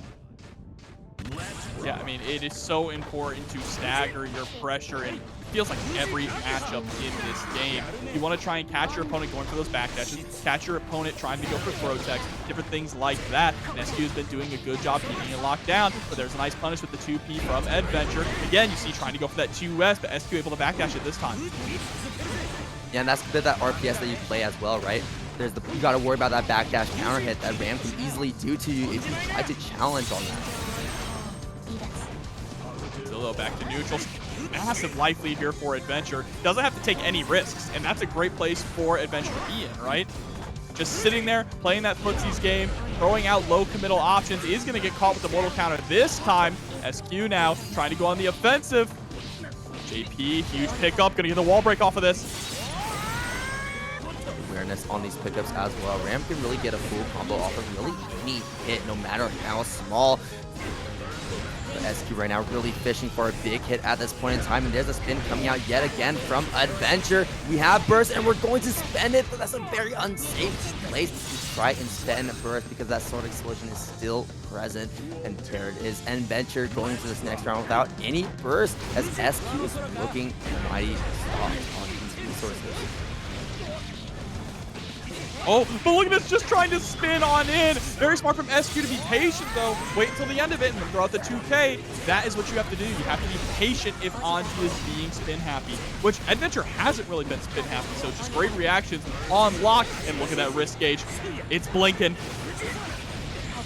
Blinking red indeed, wasn't able to confirm from that range with the 5H ender. There's the burst coming out, but unfortunately there's not much you can do right there. You eat that sword explosion, you die, and if you burst, you're going to get blocked. So SQ is going to be taking that next game right here with a checkmate over Eddventure. Yeah, it's been a pretty good turnaround here from SQ. One thing about SQ that everyone has always said, it's a no-brainer at this point, is that her adaptation game it feels like second to none sometimes. Generally, you see her really turn it on when she's backed into a corner, down like 2-0, and she makes those reverse 3-0 comebacks like crazy, but kind of figured out what Eddventure wants to go for when we lost that first game, and now is trying to run away with it, but it's Eddventure who has to answer back. I think the key part is like what you said before, the patience, right? The patience to see what Anji is going to want to do on defense, and also just the conditioning as well. Yeah, absolutely. Conditioning is always so important. There's the RC, though. Take it to the skies with the wall bounce JD. Which here, constantly seeing SQ being put into these situations, but every single time SQ is actually managing to make these comebacks right here. 2S, into the Sword Explosion, into the wall break, into the Wild Assault, and like I said before, SQ is starting to stage a comeback right now, still has his pressure, still has positive bonus, eats the YRC, and there's a throw mix-up right after. Duel 2. Let's rock. Spinning immediately through the far slash. Once Eddventure stopped doing that round start spin, SQ got a little too comfortable here on this round start, and look how much damage Eddventure got off that single spin on round start. Into the super. Nope, this is going to get bursted. Oh, yes, very nice. Supa, 007 coming through with the sub. Thank you so much. Able to get the backdash on the first throw attempt, but we just go for the PRC to cover our tracks. And now we're going to a game 5 with a perfect Eddventure answered back beautifully. Love to see these sets go the distance. Like we said earlier, there is something in the water tonight. And Eddventure is just so smart with using the meter for these PRCs, right? Like, just going for these kind of OSs, right? If the throw whiffs, then they can go for the throw afterwards, or see what you're doing to see why that throw whiffed. Or if Eddventure is going for a 6P, they're going to PRC it, see if that 6P hit, see if that 6P whiffed, and be like, okay, that 6P whiffed, I'm going to go run up into that close slash and maintain pressure.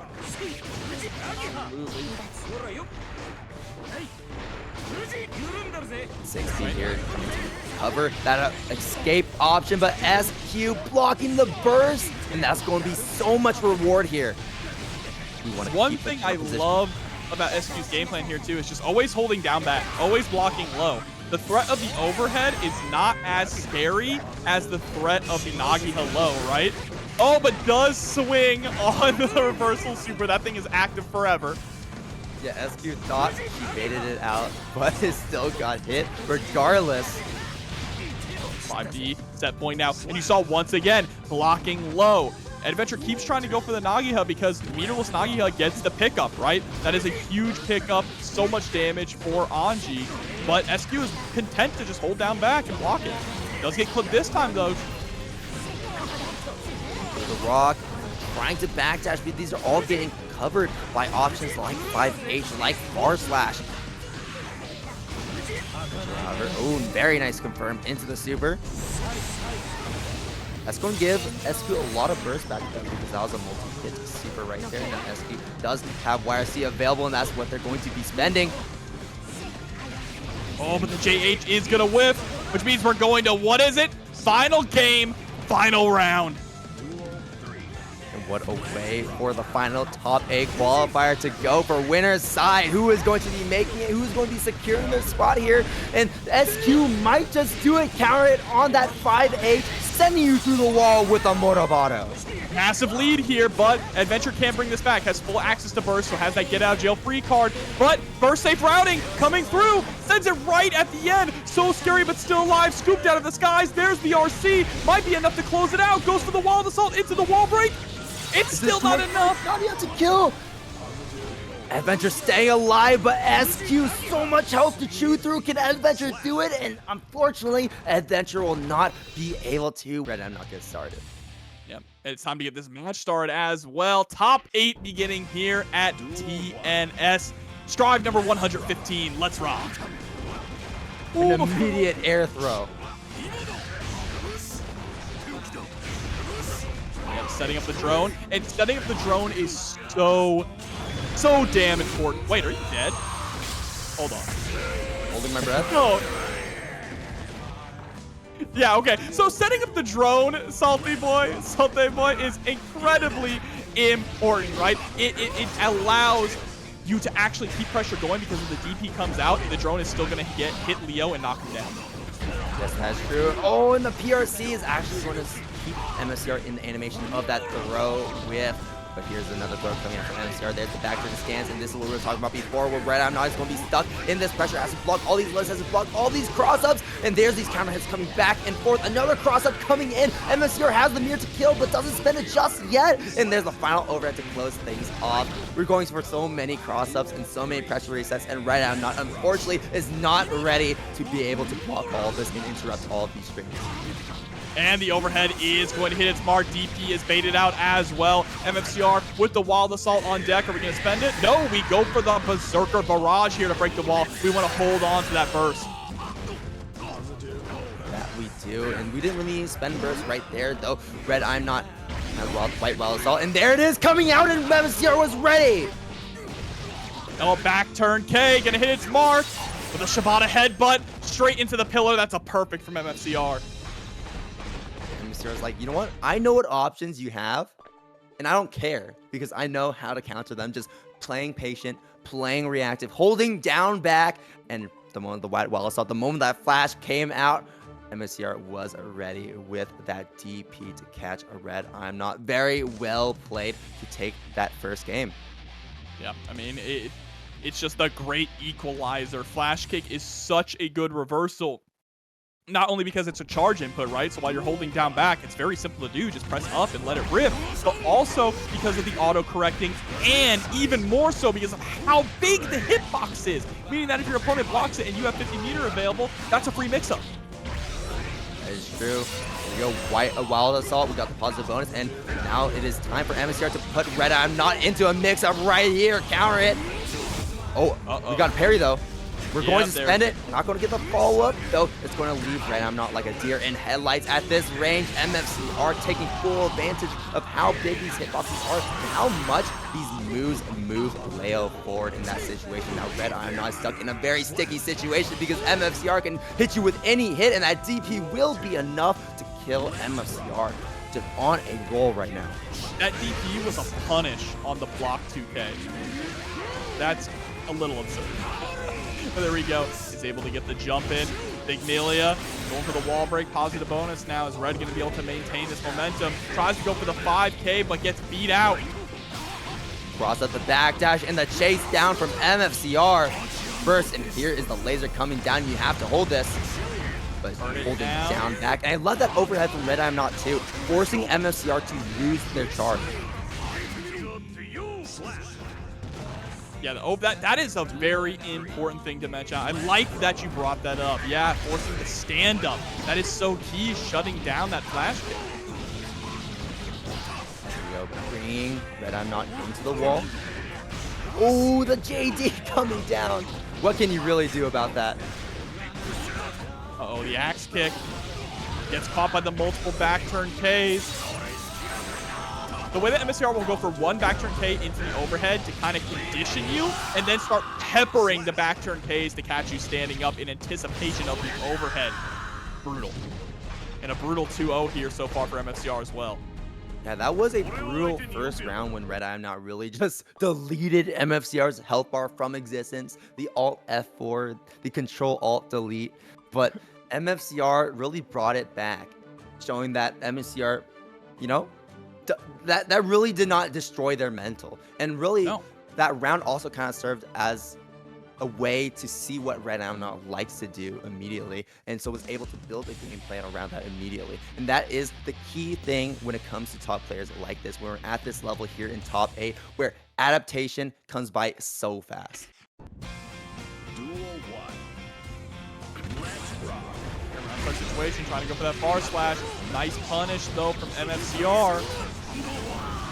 First, setting up the drone and going to use that drone as a wall. Even if you try to send a projectile through that, you saw it right there. That drone just deletes it from existence. I'm surprised that 6P actually was able to punish that JD right there. Really caught it at the end of his recovery frames.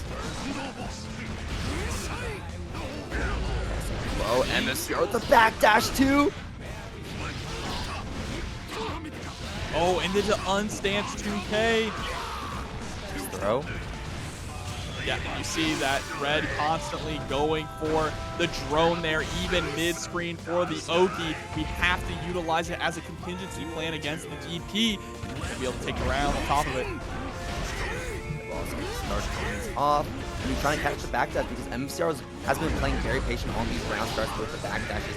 Pro for a reaction for RedIaAmNot and trying to chase that down. Though MFCR is instead chasing RedIaAmNot down into the corner, tries to backdash, and that's the confirm straight into the super. That's going to be a wall break and a lot of damage to boot as well. MFCR ready with these confirms. There's the 5P counter. Not able to confirm off of that though. And now MFCR stuck here in the corner. Even though that RedIaAmNot very long life, this is a very scary situation to be in because that throw into the drone will stick you to that wall and bring you to a wall break. But now you're in neutral. Oh no, gets the low. First comes out. MFCR sitting with 100 meter. Not gonna matter. Gets clipped by the low after blocking the wild assault. Alright, RedIaAmNot showing that they were not a fluke, that they're not going to get 3-0'd by MFCR, showing that they got what it takes to stay in this top 8 winners side as we got one game on the table. Starting to bring things back. Use the reverse 3-0, right? Absolutely. It's going to be a tough mountain to climb, though, especially in this matchup. We've already seen how difficult it can be. Duel 1. Let's rock. Here we go. Starting off strong. Gets the first blood. Already has MFCR in the corner. Sends out the drone. You see the forward dash. Fades out the DP. First comes out immediately. Now this is a very good situation for RedIaAmNot to be in. They spend burst, and that's a free drone setup. But as I say that, MFCR willing to press with those 5-8 right there, poking over that drone. And while RedIaAmNot trying to use that drone as a shield, it's not going to be effective against buttons like that. Look at the patience. Not able to quite get a whiff punish though. Has to spend the YRC just to get some pressure off. Sends out the drone mid-screen. Move behind it. Oh, but we swung through it for a trade. Don't know if that was really in MFCR's favor. Now we're in a terrible position and you're actually dead. No, we didn't get the pickup. Oh my gosh, the DPRC into cross-up, and that's going to be MFCR's round. No, as I say that, drops the combo. Butterfingers all around. Spaghetti out of the pockets, but MFCR still able to finish the meal. Now, can we finish the full course here? Chewed through MFCR on a set point. All you need to do is finish your plate. Can he do it? There's the 6P. You might very well do so. Damage back turn stance as well. One more mix-up. Give RedIaAmNot burst back. Though MFCR, I don't think really cares all too much about that. Oh, we just dash right on in and I love that confidence. We're not afraid of the drone at all. What a pick. And you can't be, right? You don't want Goldlewis to be running on top of you like that. And that's the course correction you were talking about before. Because it is a flash kick, that does mean that all you need to do is hit up. And even if they try to go for a cross up, it will hit them. And MFCR with that single DP will be taking it 3-1 over RedIaAmNot and sending RedIaAmNot, the Goldlewis main, down to loser's side. Yep, and that's the real question. That is the real question. What is the animation afterwards? Does he like just quietly just like put all his clothes back on? Duel 1. Well, here going up from Slayer. SQ versus Jack is going to be the next setup of winner side top 8. SQ on the Ramlethal and Jack on the Happy Chaos. Jack was the winner of previous TNS last week. Let's see if SQ is going to prove to be in the stop spine here for Jack. Right now, though, looks like Jack does not like following the laws of the road. Full speed ahead.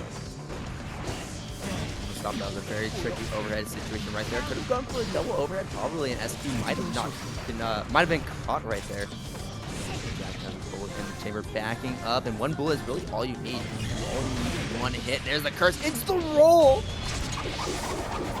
Super being spent. Is this enough to kill? I think it will. Yeah, the wall break too. Duel 2. Right, so second round, SQ having burst available here. Bends it for the wild assault, but that was a beautiful just block by Jack. Still doesn't opt to swing back, just wants to trade some space. I appreciate that. Fire slash pressure reset. Second hit of Rekka hits. Jack maybe trying to go for a whiff punish on that first Rekka. Catching Jack off guard here.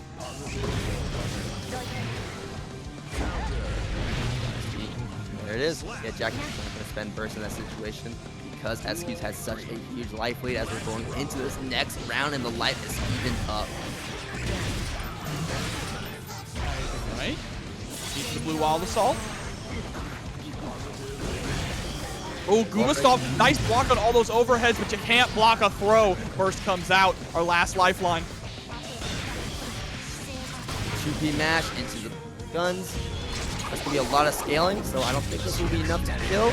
This is also going to give SQ a lot of burst back as well, though whether or not SQ will be able to get that burst back is the question. I don't think she will. Instead, we're going to spend YRC on block instead to get out of that pressure. Gun is out. Gun is active. The roll comes in. 2K finds his mark, catches SQ lacking, and Jack with the first game on the table looking pretty strong. We're going back and forth here and there, but Jack really locking in with that first and the third round. And Jack is absolutely one of the best to do it when it comes to the Happy cosplayers here in North America. So let's see if we can maintain this momentum, or if SQ is going to adapt like she has done many times before and will continue to do. Yeah, we'll see exactly how this is going to be shaping up. Jack with the first game, but SQ able to fight back in a lot of these situations, and great awareness too of Jack's resources and exactly what Jack wants to do in a lot of these situations, whether it's the gun, whether it's overhead mix, whether it's low pressure. There's from Jack is going to give Jack the immediate advantage here in the screen of space because he's pushing SQ so far back. As you can see right here, Jack is able to get the first offense, but not a first real combo yet.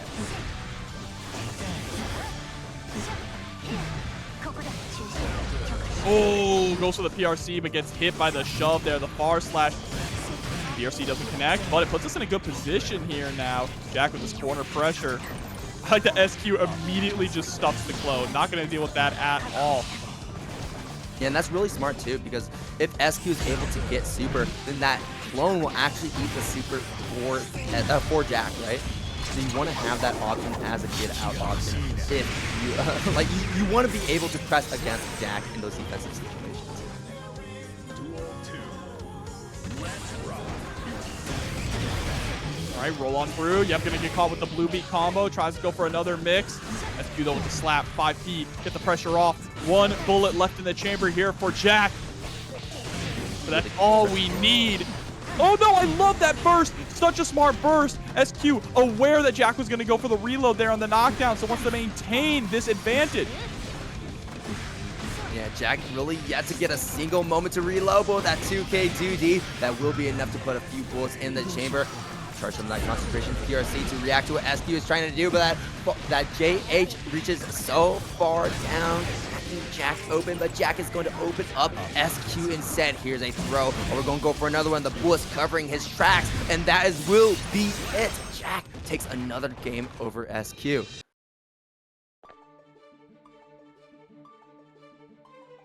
Right. 2-0. This is it. SQ backed into a corner. Again, this is still the winner side of the bracket, so SQ will have another opportunity if she does get sent to losers, but she is not looking forward to that. Wants to bring this back. Reverse 3-0. She's done it before. Can she do it again? Yeah, but you're talking about Jack, right? I mean, SQ, one of the best Rams to do it, but Jack also one of the best Happy Chaoses to do it as well. And Jack is a real threat. Flight Quest winner, TNS winner. And SQ has a lot to really climb up for this one right now, because this is the first scenario that we need to find. Like you said, can we make the adjustments to keep Jack in this situation? Got the first combo, got the corner advantage, but can we keep it? Oh, and the whiff punish there with the gunshot, though, and in that ready aim stance. But the roll through, tactical roll there from Jack, tries to go for the 5D, but SQ narrowly avoiding it. Isn't able to avoid the 2K though. It feels like even when SQ is able to avoid these mix-up attempts by Jack, we still end up getting put with our back up against the ropes. Back up against the wall, if you will, because that's exactly the position that SQ finds himself in, and Jack is going to make sure that SQ stays there with that burst. We're slowly finding our way out, inching our way out. The anti-air counter hit with the bar slash will actually toss Jack into the corner for a wall spot. There's the Calvados coming out. Will this be enough to kill? Chewing down that life bar, and that will be enough. Eating through that gust with that multi-hit, that 30-hit super will really just seal the deal for that round. Oh, and the just raw low slash there actually hitting SQ. Not sure what we were going for on Wake Up, but the rising JP getting the jail, the lockdown. 6H send out the sword. You see these micro dashes from Jack as well. The dash blocking, excuse me, from Jack has been really on point.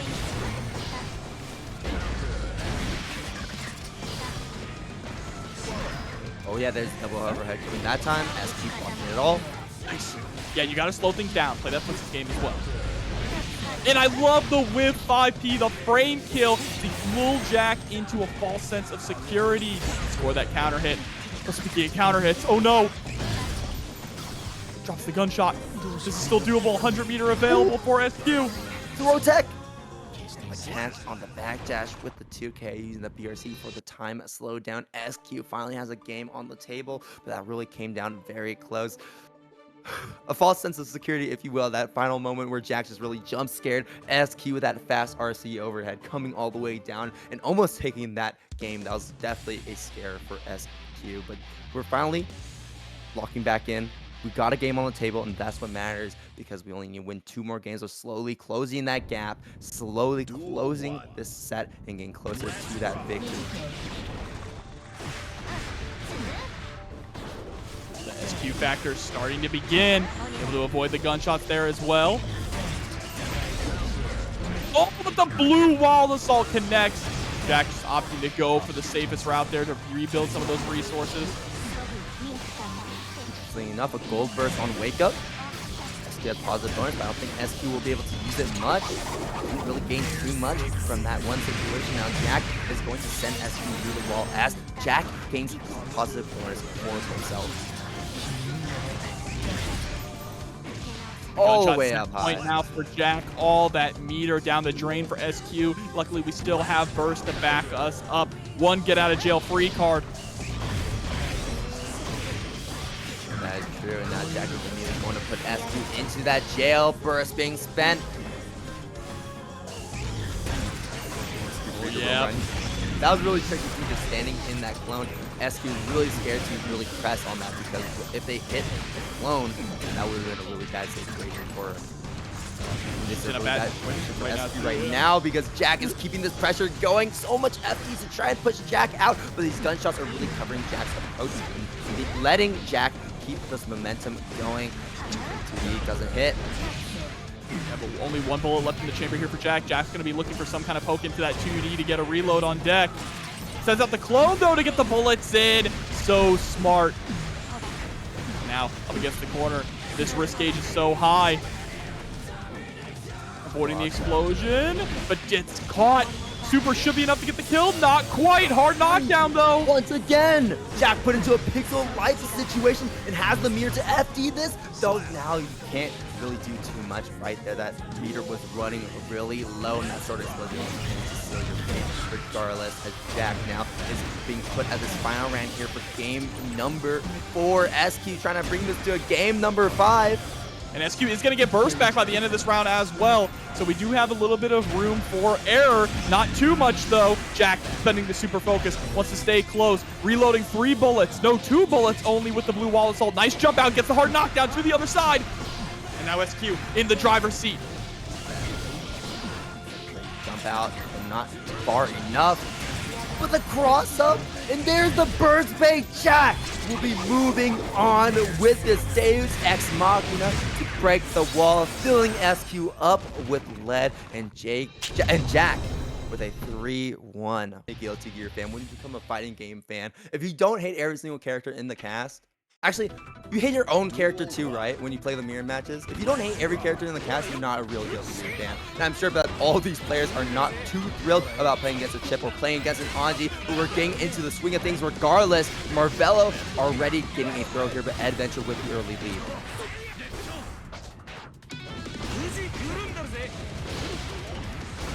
Lowe's trade. Here, full combo. Oh, I love that burst from Eddventure to throw Marvelo into the corner, but Marvelo has a lot of options to get out of that position, like we've been seeing before, whether it be Alpha Blade, whether it be just a simple jump button with the double jumps.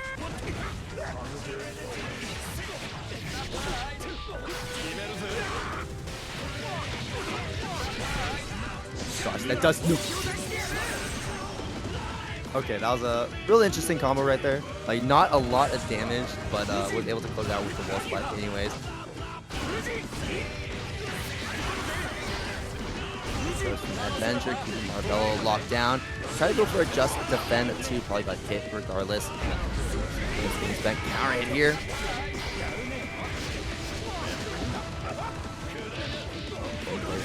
Near 2K, giving us flashback from Guilty Gear Strive Season 1 as Marvelo routes that into a full combo, sending Eddventure through the wall, trying to go for the deflection. I love the empty air dash into the throw to catch Eddventure off guard, looking for either a deflection, looking for a spin as well. These are all options that Eddventure wants to represent, and Marvelo taking note of it. Lots of throws being landed for Marvelo, and it's really effective for Chipp to use those options as well because it's a very fast dash, and then it also makes it very hard to telegraph and to really react to when Marvelo is trying to go for these tick throw setups, trying to go for these throws in a neutral.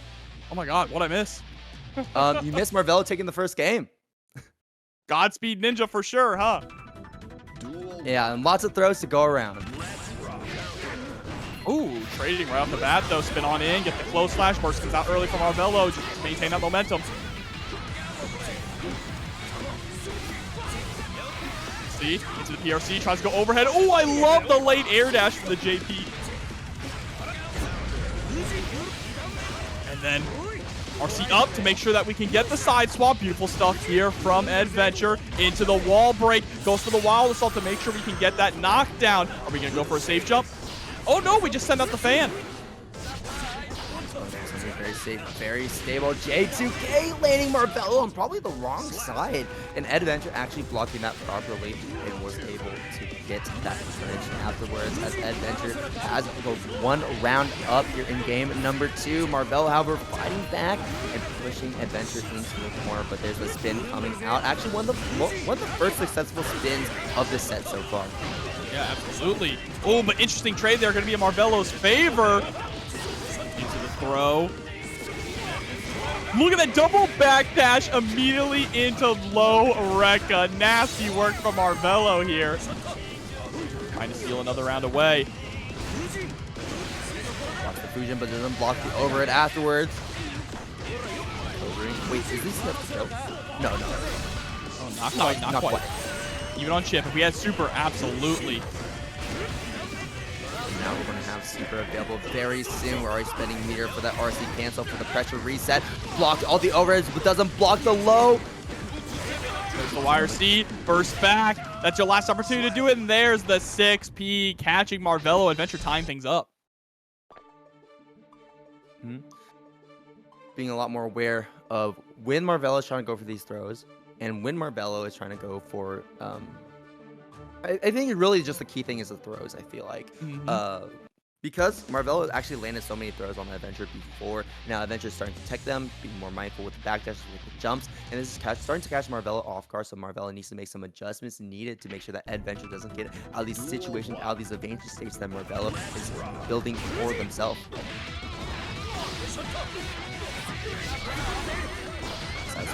And Eddventure really on top of these bursts, I want to say, right? This great awareness of the screen positioning and at what point Chipp is in his combos to where you can actually burst it properly. All right, here we go. Throws are coming out once again. Even though Eddventure has had some answers, it's not going to deter Marvelo. There's the RC into the super, but with those Japanese guts, Eddventure is going to stay alive. And there's only so much you can look out for, right, when you're playing against a character like Chipp. It's that mental stack, and Eddventure trying to eliminate that mental stack with the parry post-wall break, and Marvelo not going to even bite on that. There's the punish coming out, and Marvelo here taking a round from Eddventure. And Eddventure already spending a bit of burst as well, that wild assault. Oh, nice punish, though. 2K, 2D. Nagoriyuki just went in a little too deep.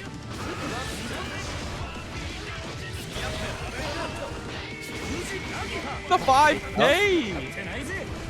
Yeah, the preemptive poke there coming out on top. And what a nasty cross up the behind the back. So, evened up. J2K trying to catch something. This is a key tug of war round as well, right? 1-1 apiece. Who's going to get that 2-1 lead to have an extra game to give? little bit more breathing room. So far, Marvelo, everything's looking up Marvelo here. Overhead. There's a cancel into the combo. Oh, sorry, not combo. The wall break. Over the 5 each to jail you. Stop you from jumping out. Into There's the main lead grab. Oh, tries to bait it, but Eddventure on the wrong side. Marvelo not expecting that. Yeah, I think when we dashed forward, we just dashed a little bit too far. Overhead is going to connect. Hits the counter hit. Not like this, No Marvelo. way. Not like this. This Super can't stock be in the death, kill. is it? This can't be death, is it? Okay, not quite. So dangerously close, though. 60% of your health gone. And there we go. Blocks the overhead and punishes accordingly. Marvelo going up 2-1 by the skin of his teeth. That was way too close for comfort, but I guess if you're playing a character like Chipp, this is something you're completely used to. So Marvelo just needs to win one more game here. Eddventure, yeah. Getting it very close. Getting it very close. Yeah. That was incredibly dangerous there for Marvelo. But it's not over yet. Wouldn't be surprised to see this one go up to game 5 as well. I think that we can say that about every single set in this top 8 so far. The skill level is so even out at this point in the bracket that we're just going to get a lot of game 5s, a lot of final rounds, and a lot of very tight situations right now.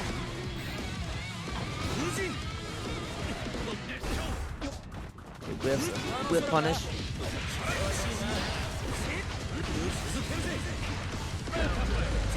Ooh, okay. DP right on out with the Beta Blade. Yeah, Marvelo not really one to use that DP all too much. I mean, it's scary to use, right? It doesn't do a whole lot of damage. But G-Tech FGC coming through with the raid. Thank you so much for the support. That confirm is for you. There's the RC all the way to the wall. Eddventure taking the round.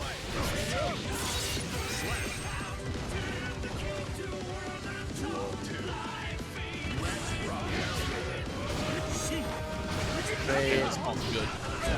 It is.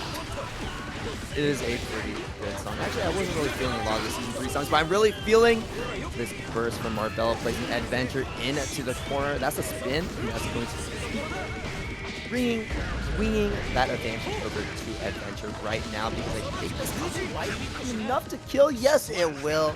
Closing things off with that ender. Right, game 5 it is then. The prophecy has come true. Down to the wire, 2 of the best to do it here in North America. Yeah, that is true, but only one will be able to move on. Which one? Which player will be able to edge it out over the other one? I guess we'll wait and see. It's coming down so close, 2-2. Lots of back and forth, lots of rounds being shared.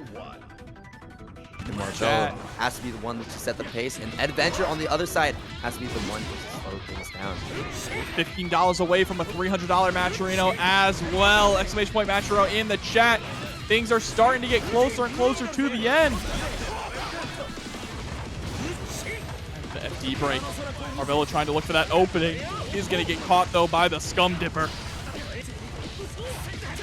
5P anti-air, bro. He's a natural for Slayer. All these 5P anti-airs, he's going to fit right at home. Ooh, that was really tricky. Yeah, not going to work out. Whoa! The delayed hit on that fan toss. Yeah, Marvelo recognizing that you can't get too greedy. Now does get caught by the low, though, and now it is set point for Ed. This is loser's last chance for Marvelo. Oh, immediate spin going all the way through. The wall break. Here's the sinker. Look how much damage that is. Unreal. Still have burst available, but man, okay, J2K gonna hit its mark. Just blocked. That was so scary. Even with the micro dash in, but we had to burst there. That was going to be death if we got caught. Just harassing now with the J2Ks. Getting out of the way, but clipped by the 6P again. And that's going to be it. Eddventure eliminates Marvelo from the... No! Not quite. Oh, but that knockout low will be enough. Eddventure moves on 3-2 over Marvelo. And what a 6P too. True wife. Let's talk about her. I love Sharon. But that she's off limits, all right? That's for Slayer. All right, here we go. Fireball game is going to be really important here for Dany. Hotashi recognizing that already, going for the White Wall Assault. Hotashi already at level 3 blood gauge. Hotashi is just a master at just managing that blood gauge as well to make sure that it always teeters over the edge, teeters like just below that edge to where he doesn't often in a lot of these situations, and leveraging the faster speed of his buttons and the bigger range of his buttons as well. But Dany is not going to even care about those buttons, ignoring it entirely with that Ride the Lightning carrying Hotashi all the way to the corner and was able to convert. Oh, and look at that super jump on in, but Dany throwing out the JS.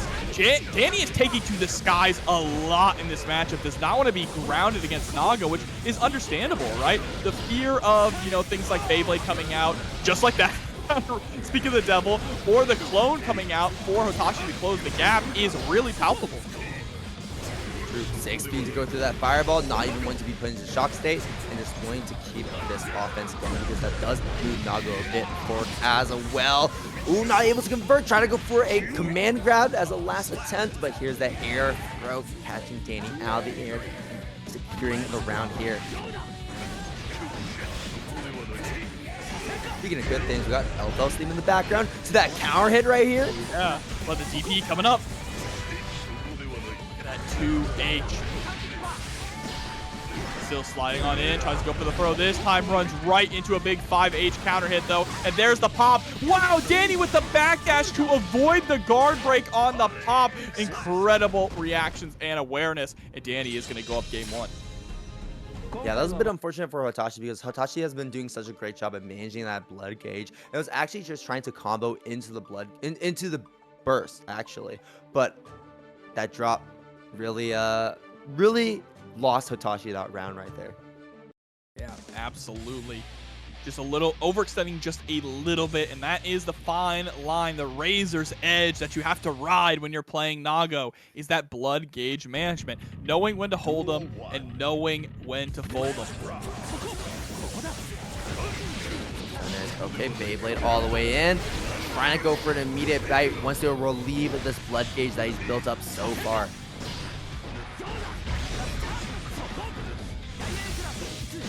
Just blocked Can we there, talk about the IVs? Hold on. Yeah, on the dire Eclair to make sure that you're close enough to get the punish. And that was a beautiful punish as well from Hotashi, really capitalizing on that 2-frame window on the just block. Does get clipped though by the 5D, and Dany is evening the score. Total is evened up, life pool is evened up, but that resource is not evened up just yet. Now it is 100 meter for both players, and Hotashi will be the first one to send it. And Rodney Chops, big shout out, $15 donation, bringing us to $300 in the pot. That wall break was for you here. Hotashi is going to get the pressure afterwards as well. White Wall Assault, but no pickup, and a Dany Ride the Lightning all the way through. 5K whiffing after that White Wall Assault. Burning in my brain. There it is. 2D into the 5K OTG. That actual 5K whiffed afterwards. But it's all right. Hotashi didn't answer back. Neutral jump. JH is going to connect. Full corner confirmed. Look at the damage on this. And that's on Nago with no blood, mind you, meaning max defense. First bait. It's going to be it. Very clean from Dany. That was a Dany round if I've ever seen one. Just complete control of that match, opening up Hotashi with all those mix-ups, all those neutral situations, and now Dany placing himself just one more game away from winning the set. But every single time I say this, every single time the other player here makes the adaptations to make a comeback, and Hotashi is hoping to make these adaptations with a different character instead. The Bridget finally making her way out. I like it. The Naga wasn't working in the way that we were expecting, so you have another character in the pocket. Might as well try them out. Bridget can also kind of play that spacing game as well that Naga wants to, right? Poke out with the 5H, but wow, Dany already answering with a 6P immediately. There's the gold burst.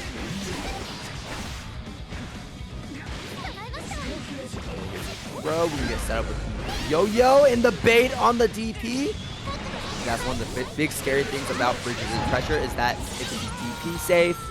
It can be very ambiguous whether or not Bridget's going to go for that overhead or the low. It's very safe, very strong, and that neutral game is also very strong here with charging that yo-yo follow up the roll. And Hotashi is going to be taking a quick round after the Bridget switch. Yeah, I love the wall break there with the return of the Killing Machine, the return of the raid from Sunny DFGC as well. Welcome. Y'all are just in time for top 8 losers. Little counter on the 5H just goes to the yo-yo setup. Sniped out of the sky. Really struggling to catch this Bridget. Bridget is flying around the screen like a fly, and Dany is on Dany to try and swat Bridget out of the air and try to keep Bridget away. Dany is effectively doing that in this round right now. Lots of smart stun edges, lots of smart backdashes, and 6Ps as well. Great calls, great stuffs on the approaches. But Hotashi still holding on. Great defense from him. And these just blocks are really impressive too because Dany is trying to stagger these dire eclairs, right? Oh my god, the close slash spiked to the ground, and Dany is at set point. Duel 3. Let's rock. Yeah, just made the adjustments we needed. It's a different matchup. It's a different matchup. It's a different approach that you have to take compared to the Nago. And Dany is starting to make those with the TP. Hotashi baiting it out. Not going to bait out that burst, however. Bar slash, 6P, trying to catch something. Yeah, reset there into the throw. Rolling attack, tries to go for the kickstart my heart. Beautiful 2H, double 2H, gets the full pickup. It keeps going, and we were able to swap sides and put Dany towards the wall. Nice double jump, huge pickup there for Hotashi, and the Starship gonna take to the skies here, getting a point on the board. Yeah, it looks like that character swap was beneficial for Hotashi, but can Hotashi keep this going? Can Hotashi bring this all the way back? Because this is a losers. One more game for Dany, and Hotashi is out of top 8. Yeah, having to make this reverse 3-0. I don't think anyone has quite made the reverse 3-0 on stream yet. A lot of players have been put into the position, but they haven't been able to go the distance. Can Hotashi change that? You say that, but I think winners round 2 was a reverse 3-0, was it not? Is it fully? Am I crazy? I think so. Am I crazy? Let's see. Yo-Yo is out again. Rolls right into the fireball. Ooh, with the backdash, 2S. There it is, that yo-yo. Is it going to be an overhead? Is it going to be a low? It's a low that time around. DP on that, on the segue.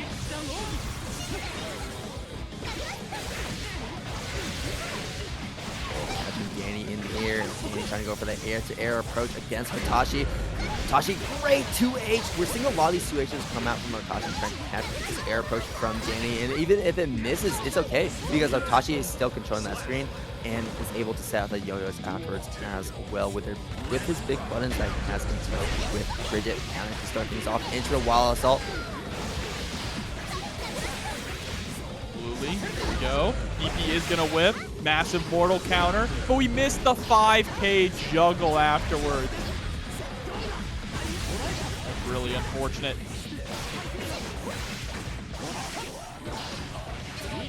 Seeing that Dany really trying to DP a lot more on Bridget. Does not feel confident with blocking all of the mix that Bridget can do to him. Oh, but Likewise. utilizing the fast RC there just to get us out of harm's way. Still going to get caught with the stun dipper. Once again, Dany is sitting at set point. Duel 3. Let's rock. Consistently placing Dany onto set point, but can Dany close it out? This might be the one here. Lots of damage. Bridget, a very low health character, so that'll be 50% of her life gone. Dany has positive bonus. Stun edge is being thrown out. It is going to bring Dany to 100 meter in the burst bait as well. We're going to confirm into super probably, or we're going to get that extension. Yeah, there it is. Ride the lightning, closing things off, wall breaking, and Dany with a 3-1, holding it down against Hotashi's. Yeah, I'm actually surprised to see that it's going to be the Anji coming in, but let's see. Let's see. I'm curious how Ed feels about this match. We'll have to pick their brain next time I see them. He tries to go for the Nagia immediately. There's the 2K punish into the Wild Assault. I mean, not Wild Assault, the Behemoth Typhoon. Got Wild Assault in mind. Nice swap here. Lots of damage, hard knockdown as well, not enough to kill, but drone is out, spins through the drone, and the white wall assault will be the option that Eddventure is trying to do afterwards. Most likely to a fish, maybe trying to go for a Fujin. Either way, it was caught out. That white wall assault will not catch out Eddventure this time around with a very smart backdash to get out of that pressure. Drone is active yet again. We're going to spin through it yet again, but once again, Eddventure is unable to really maintain or get any sort of offensive advantage off of that option. Here we go. Into the 2K, sends out the butterfly. Back throw, though, from Red. Sends out the drone. And we go for the YRC to avoid the 50-50 altogether. Smart decision. But after the spin, does get caught by the bionic elbow. Slow, and there's the confirm into the down with the system. That is the full 1080, the full churn, and that will be enough to destroy Eddventure. Japanese guts nowhere to be seen. Bro, if loving Goldlewis makes me sick, I don't need a thermometer to know I got a fever, all right? This character is just too cool. Too cool. He is cool, but I'm sure that Eddventure would not agree with you, and I'm sure that you wouldn't agree with yourself if you're in Eddventure's position, because RedIaAmNot has the first game up, and a lot of what Eddventure is trying to do to alleviate these offensive options from RedIaAmNot are just not working, like spin, for example, right? Lots of spins being done, but not really working out the way that Eddventure wants it to. Here we go. Runs up for the 2P. So we're sticking out with the Anji here for game number 2. First round is going incredibly well. Gets the super off. It's hard knockdown, positive bonus, a lot of damage on the board.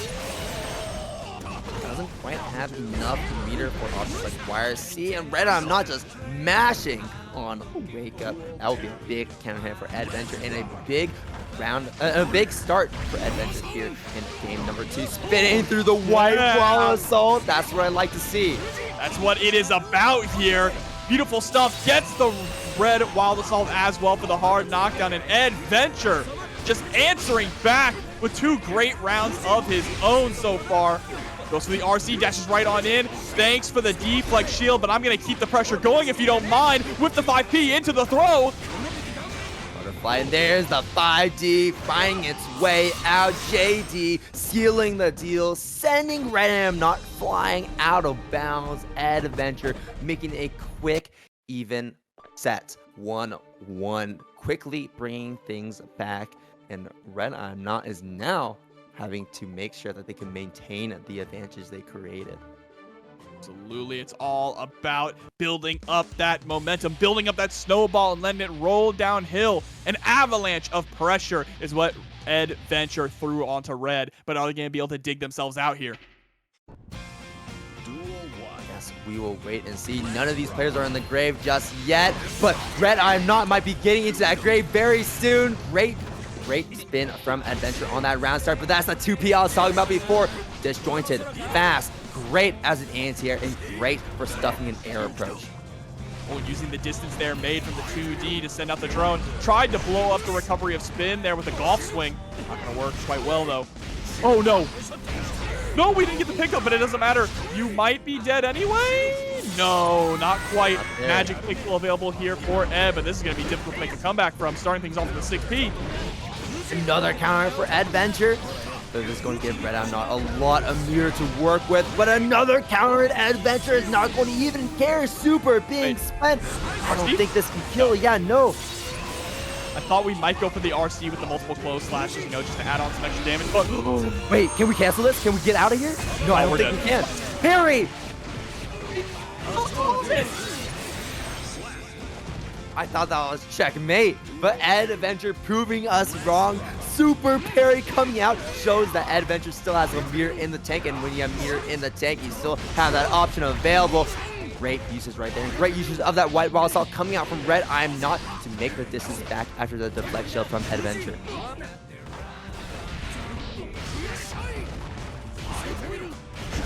Here we go. Overhead is going to connect with the hard knockdown. No spring breakers for this round.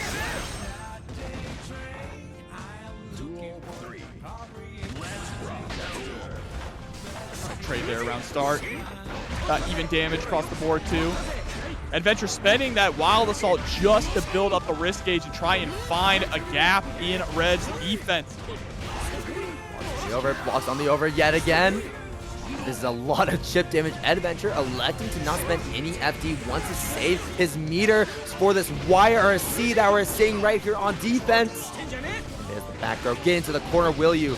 And there is the over as well. Red definitely thought that was going to be an empty low for sure. Setting up the drone. Yeah, that's going to beat out Fan. And yep, if you're going to try to spin through the drone and Red has the burst available, you're going to see the White Wild Assault, and that's going to put Red one step forward here. 2-1 in the lead in this loser's side of top 8. RedIaAmNot still maintaining their momentum, showing that one game from Eddventure is not enough to dissuade RedIaAmNot from playing the way they have been playing before, and just it's very smart to use the drone and just call out these spins from Eddventure. I think that's one of the big things that Eddventure has to adjust, because if we're constantly going to be spinning through these drones, that's going to be giving a lot of free damage to RedIaAmNot. Let's rock.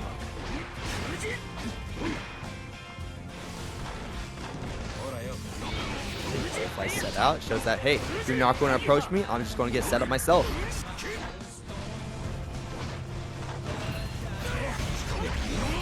That time. Oh, spinning through it that time yet again. It just be trust with that JD wall bounce. 2S, beautiful pickup, but whoa, the air dash, forbidden air dash there with a BRC JD. Into the parry. All right, I love the call from Eddventure, noticing that RedIaAmNot has been white wall assaulting the spin on the drone every single time. So instead, we're adjusting for it, going for the parry. Got you, Eddventure. RedIaAmNot on the ropes here in game number 4. A lot of money on the line here. Situation. And no one wants to be eliminated this early. They want to see some of that hot. JD hits its mark into the wall stick, dash forward. Not going to go for the full churn here. That might be just a little too long on startup. So we just get the safe knockdown. Safe knockdown into safe pressure 2K2D into BT. Keep it simple, keep it clean. As long as it catches, that's all that matters.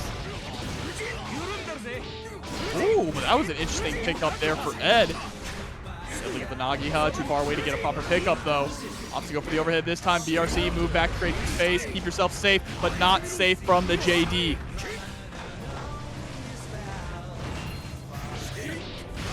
And now this time, RedIaAmNot not going for the white wall assault this time around. A bit of a shimmy there, trying to get Ed to go for the throw break. Not going to quite work, but look at this pressure here in the corner. One more touch is all Red needs. There's the burst, maintaining it. Burst available, but it's not going to matter. The hands reach out. JD, Red moves on in the bracket. JD pulling its weight for RedIaAmNot. And you know what else is pulling his weight? The fact that they're now in. I appreciate you, King Jobber. You're putting yourself out there. You want to be you want to be the starter guide announcer for Slayer. I want to be. I want to be. Dany the God, hit me up. All right, here we go. Speaking of Dany, speaking of God's name, Dany, here he comes in. All right, burst early from SQ. Trying to go for that 5H. Okay, Wild Assault is going to whiff. There's the mortal counter. Big pickup. I should have gone for the darts to get the full confirmed. It's okay right now because now you're in the corner. And that's going to be Garidos already being spent.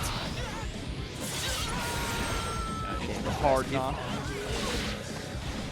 Oh, we didn't believe. We didn't believe that the overhead was going to connect. But that's all right. Dany is absolutely not spending the burst here. Doesn't want to be a hero. Might not even hold on. Dany might just become a hero. I'll take it. Wallace. Oh, we're spending some resources. All right, hold on.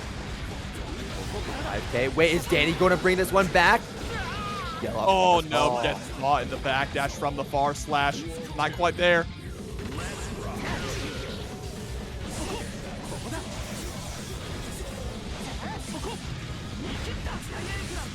Fourth, 6H, keeping SQ locked down.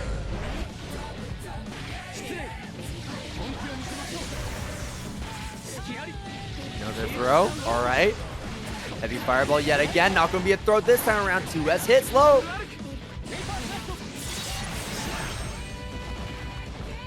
I'm just jamming out to this song. This song is so good. Actually, one of my favorite songs. So good. All of Season 3's music has been a banger. Oh, the Rising JS counter hit. Trying to go for that banger confirm as well, but SQ wants none of it.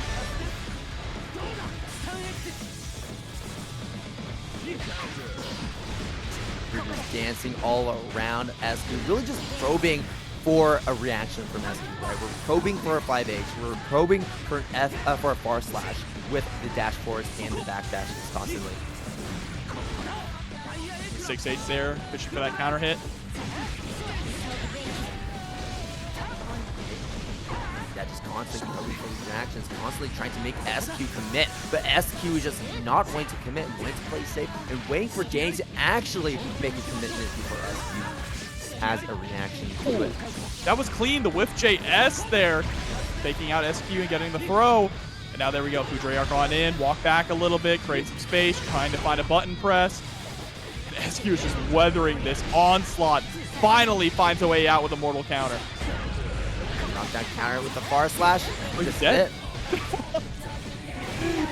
Wanna drop it? Yeah, 2-1-4H. Follow my lead.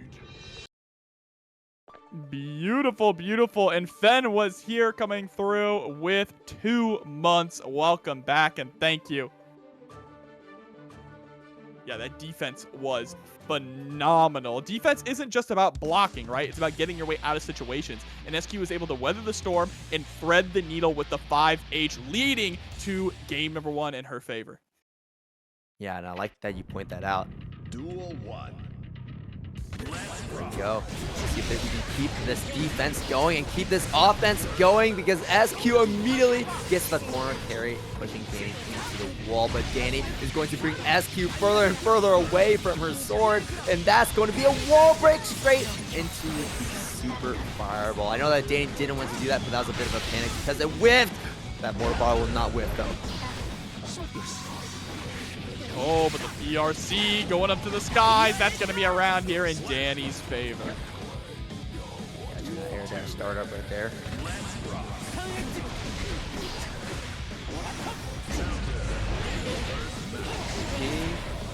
Block 6H actually landing right there. Oh, trying to go for the people's elbow.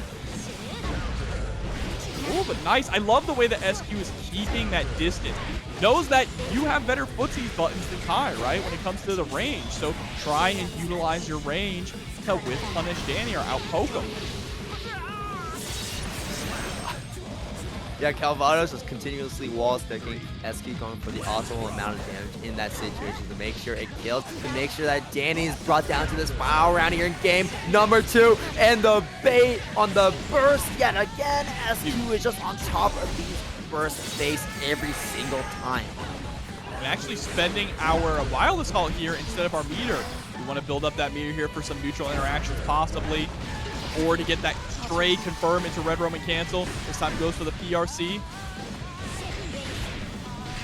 Huge pickup, and there it is. Game number 2 in SQ's favor. Up 2-0 in a big way. Yeah, and you'll notice what happened in that final interaction. You saw Dany jump up, trying to make SQ do something. And SQ's like, oh, Dany probably trying to escape with that neutral jump, right?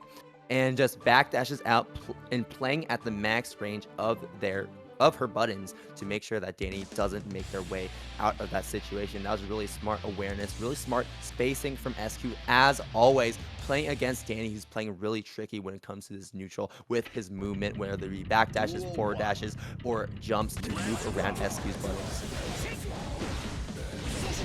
Very well said. But is having a difficult time dealing with that 5H. That 5H is like a golf club swinging. Yeah, that's the thing that Dany's trying to bait out, right? Like we're seeing right here, that's the thing that Dany's trying to bait out, but unfortunately, it's just such a hard thing to bait out and properly punish afterwards. It is, yeah, because the distance, right? It's such a specific distance that you need to be at.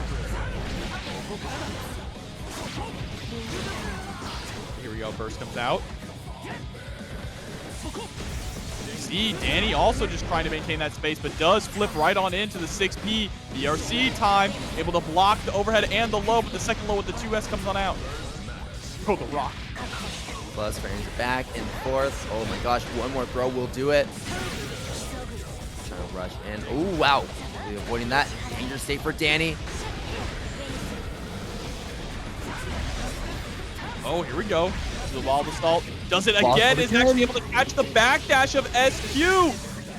Spends the sacred edge to close out the round, and Dany looking to put a point on the board here.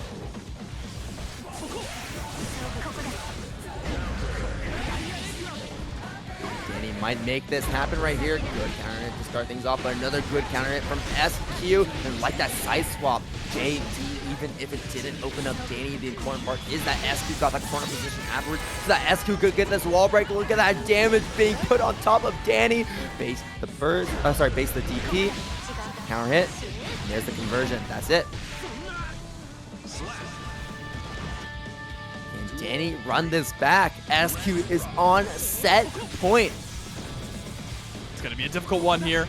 Again, just trying to play that slow and steady game, but does get whiff punish. Beautiful confirm there with the Wild Assault from SQ. Wild Assault makes any whiff punish so much more dangerous because a lot of characters can just convert straight into a wall break.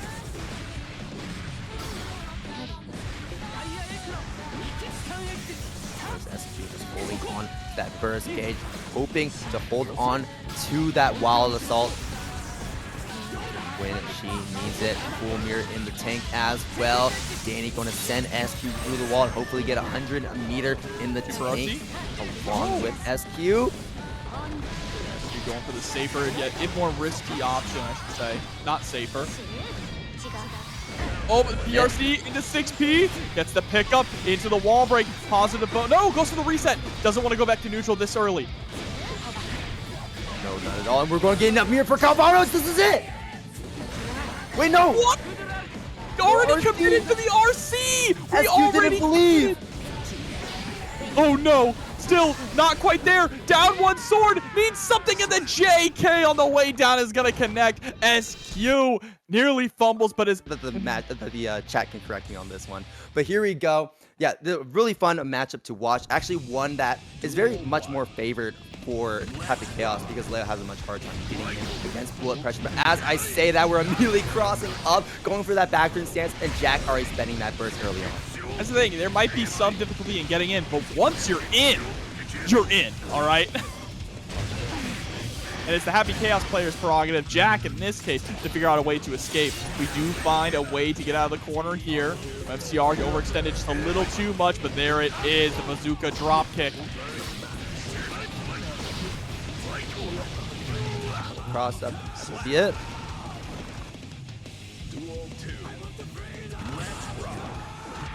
Playing Crawl because this is the boss right now. MFCR trying to take this away from Jack. The team Tampa Never Sleeps, a winner of last year. Jack not going to give MFCR an easy time. There's Deus Ex Machina sending MFCR through the wall, but going to give MFCR a little bit of burst along the way. See the patience here from MFCR as well. Knows that he can't wild out too much when he's down on life, but utilizes that 5K, 6K to absolute perfection. Has the range on it, just ingrained in his DNA. Oh, that was sick. I like staying grounded there, not chasing up to the skies. That's not where Leo excels.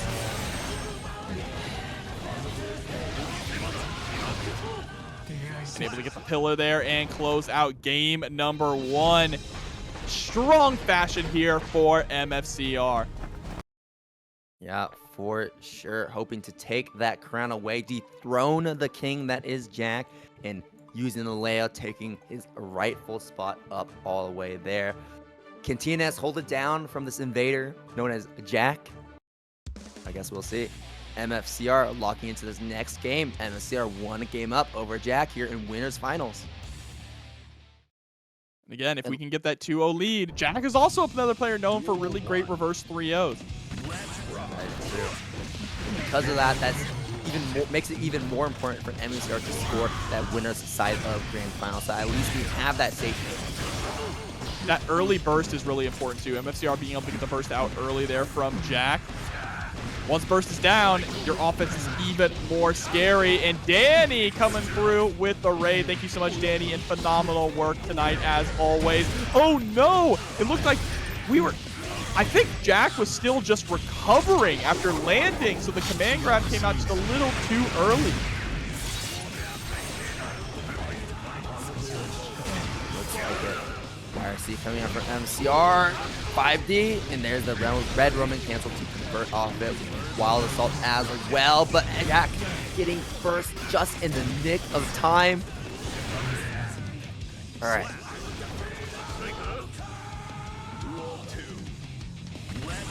All right, round start. Immediately tries to go for the curse. It is going to whip, but that's all right. Still able to maintain that pressure and get that first blood. And there it is, the DP, the great equalizer.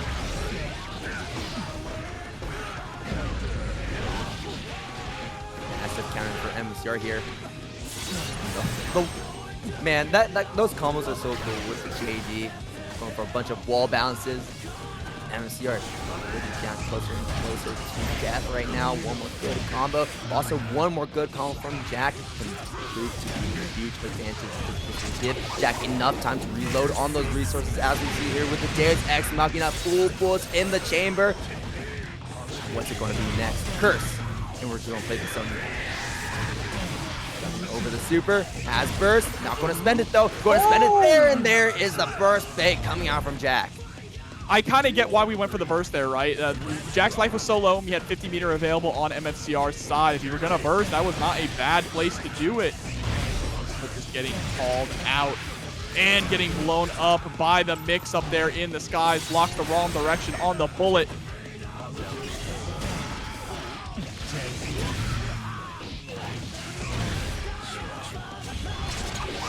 Pickups are on point. Throw him up with lead. Get out of my winner's side. Curse. Wild Assault. Great defense from MFCR, but not able to block that final tap dust. And you have to burst that final interaction right there. And Jack right there, baiting it magnificently, taking that game, evening things up. 1-1 winners of finals. We have an even set on our hands. Yeah, another one that you would not be surprised to see go the distance. This has been quite a top 8 so far, full of a lot of 3-1s. Only one match so far in top 8 has actually gone to game 5, and that was Marvelo versus Eddventure. Yes, that is true, but you know what? It was a 3-1, but close. 3-0, but close. You gotta get that tattooed on your knuckles, show it to the camera. But yeah, no, even though these games are 3-1s, right? Even though they're not 3-2s, these rounds are coming down so close. They're coming down to the final rounds in those game 4s. So it could still go either way in the set, despite the fact that we've been having those. Here we go. More Happy Chaos pressure. Vintage Happy Chaos here with the Deus Ex Machina.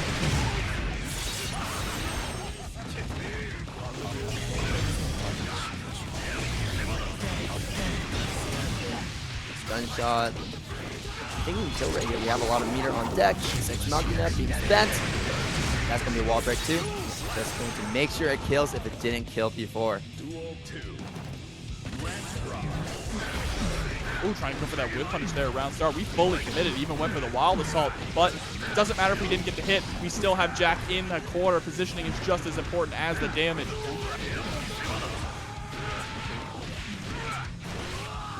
No burst from Jack. MFCR looking to make it perfect. Ooh, backdash, but Jack is ready to catch it.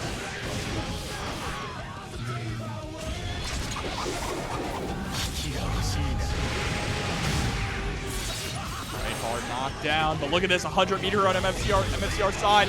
Goes for the dash forward, just a little too far away for the Berserker Barrage to connect. Had the right idea. First back from Jack, has the corner pressure. MFCR up on the ropes, 50 meter available as well, but there's the backdash into the back throw, and MFCR taking it to the next round.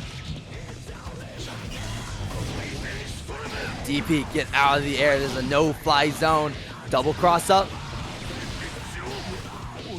One more combo. There it is. The double 5K into the Wild Assault, stealing a bit of that burst back. MFCR wants to make sure that Jack cannot burst this next combo, this next sequence. And unfortunately, Jack will not be able to build enough meter because that is a counter for MFCR. The wall stick too. Jack is now down a game as MFCR once again regains his lead to make it 2-1. Are we going to see another 3-1 incident here in top 8? That's how most of these sets have played out. Or is Jack going to be able to lock it down, take it to a game 5? So we'll wait and see because Jack is readying up back on the stage. Loading back in, we got the Eagle flying, bringing us to our next location. I'm gonna skip the intros. Yeah, there it is. Skip the intros. Duel 1. Let's rock. We're getting right back into the swing of things. Immediate curse. Once MFCR nowhere near him, or at least nowhere near him, when Jack has no control over MFCR. All right. Trying to go for that 2K. 2K is such a good button for Happy Chaos, but this has been a really familiar sight. Jack has been consistently just getting pushed back to the corner. He's used to it though, and he's good at finding ways out, but look at that wrist gauge. There it is. 5K with the mortal counter. Spends the burst, doesn't want to eat all that damage.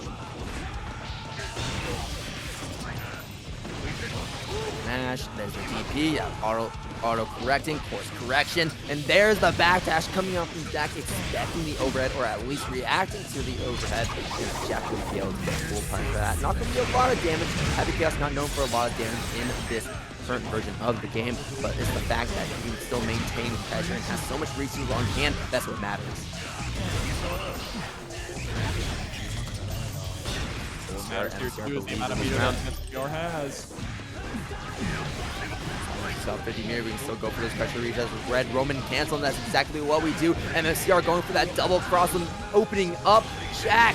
Here's the hook, line, and sinker with the super ending things off. MFCR once again going on to set points on a tear in this bracket and hopefully trying to close things off against Jack right now.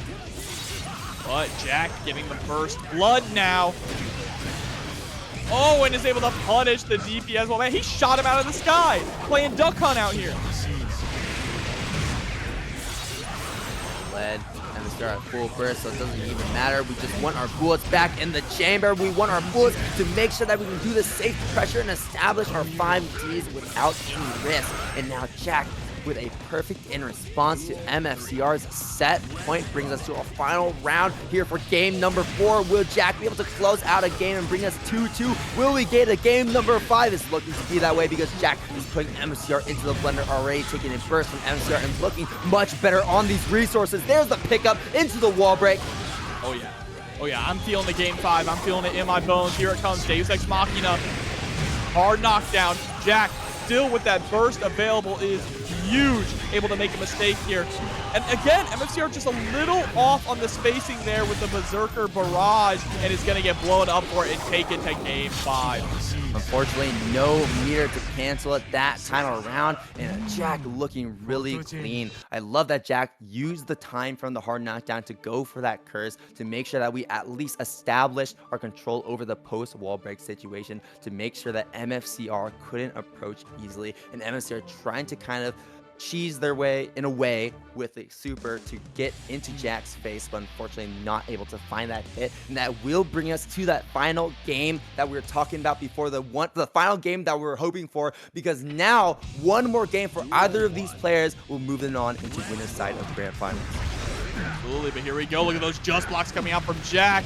Unfortunately, the pressure is still going, so Jack wasn't quite able to counter back. Oh man, huge pickup. I thought that would have been a pickup there, but we didn't opt to go for anything like that. Burst comes out from Jack, once out of the corner. Just shoot straight through your fireball. Does not matter, brother. Pretty much time to fully reload, but you have no concentration. It's useless if you don't have any concentration, and that's exactly what MFCR is going to take advantage of. DPing straight through that clone. Jack just in range for it, and Rise of the Rookies. Huge shout out with a raid of 61 people joining the stream here. We are in grand finals, final game, and Jack is eating things up here in this round.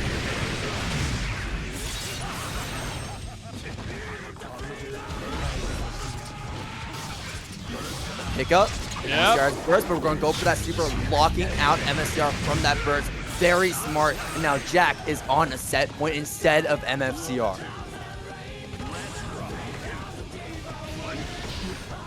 Here we go, trying to push the pressure in, but a 2S coming through. Great FDs, and MFCR unfortunately not able to recognize that in time as that whiff, and Jack getting a huge punish from that. There's the there is the throw. That's also huge for Jack. The corner you go, you can't block him. Back turn stance. This isn't looking too good. We are going to go back to neutral here, but Jack has such a healthy lead. MFCR can't afford to get hit by anything, and that positive bonus just means that Jack is going to bring it back. 3-2 over MFCR, moving on to grand finals. And what a scary situation to be in. You have no meter to work with. You don't really have. Oh, I got like 30% of the chat against me. See People Gabriel love in the chat as well. Jam. Yeah, Gabriel would be a cool character as well, but we're still here stuck with the characters that are in the game, and RedIaAmNot still on the Goldlewis. SQ still on the Ramlethal. I don't see that changing anytime soon. Already spending our first gauge. We're being very, very lenient with our resources right now. Thrown into throw, and RedIaAmNot a huge lead. It seems like that's the case with every single first round for RedIaAmNot, and that's going to be a perfect to set the pace here for losers semifinals. All right, immediately going for that Typhoon at round start. Love the white wall assault use already from Red. There's the overhead hitting its mark. 2K2D. Right now, SQ just having a difficult time dealing with this offense. There's the RC into the low this time. And that is game number one, just like that, in Red's favor. What train were we on? I don't know. I don't know. Thursday train? Wednesday train? Either way, that was something. That was a world record, if you will.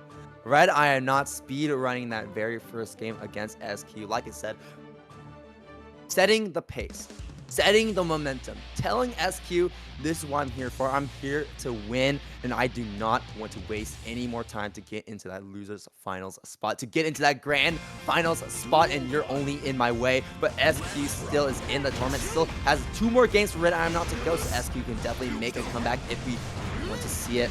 Remember, MFCR did get that first game against Jack, but Jack was able to take it in the end. It could still go either way regardless. Yeah, and the way that RedIaAmNot has really just been utilizing the 684 forward to back Behemoth. That one right there as just a poking tool here against Ram has been really inspiring, knowing that Ram has really solid range with that far slash and that 5H. So we're just swinging that, right? Because obviously Behemoth Typhoons are disjointed. There's the wild assault when we want to close the distance. Goes for it again. This time does get thrown. Yeah, throwing the wild assault. Great awareness from SQ on that spacing. While staying through the wall, SQ finally getting her first real advantage against RedIaAmNot in this set, but could easily end very soon. Great avoidance of that white wall assault, and this will stage SQ into this post-wall break situation. Calvados, I don't think it'll be enough to kill. We're going for the optimal damage though, so it will. Yeah, with 100 meter there available, you can squeeze out so much more. SQ waking up now and fighting back. There goes the drone. Yep, but it was only level 1 drone, which means it does not travel very far at all. Our favorite Guilty Gear drinking game. Take a drink every time they white wall assault. It's really just RedIaAmNot, it feels. It really is just RedIaAmNot. Red is the master of the white wall assault, for sure, for sure. They absolutely love to use it for good reason. They also like to use Burn It Down here, forcing SQ into a situation. There it is. Big Milia set up the drone into the massive overhead. Dunked right on the dome. Down with the system. 2-0 lead here for RedIaAmNot in loser semis. Wants the run back against MFCR here and is 1 game away from doing it. Oh dear. Okay. Already. I'm flabbergasted. Truly. Yeah, and SQ taking a very smart break right here. Not locking in immediately, collecting her thoughts, thinking, what do I need to do to stop RedIaAmNot? What do I need to do to stop these white wall assaults, to stop RedIaAmNot from pressing on my offense? And SQ believes that the character switch is the play. Sin coming out. And I thought that the Ramlethal was going to be here the entire way through, but no, SQ bringing out the pocket. I don't know if Sin really is a dedicated secondary for SQ, but I guess we'll wait and see how strong of a character SQ is running here with Sin.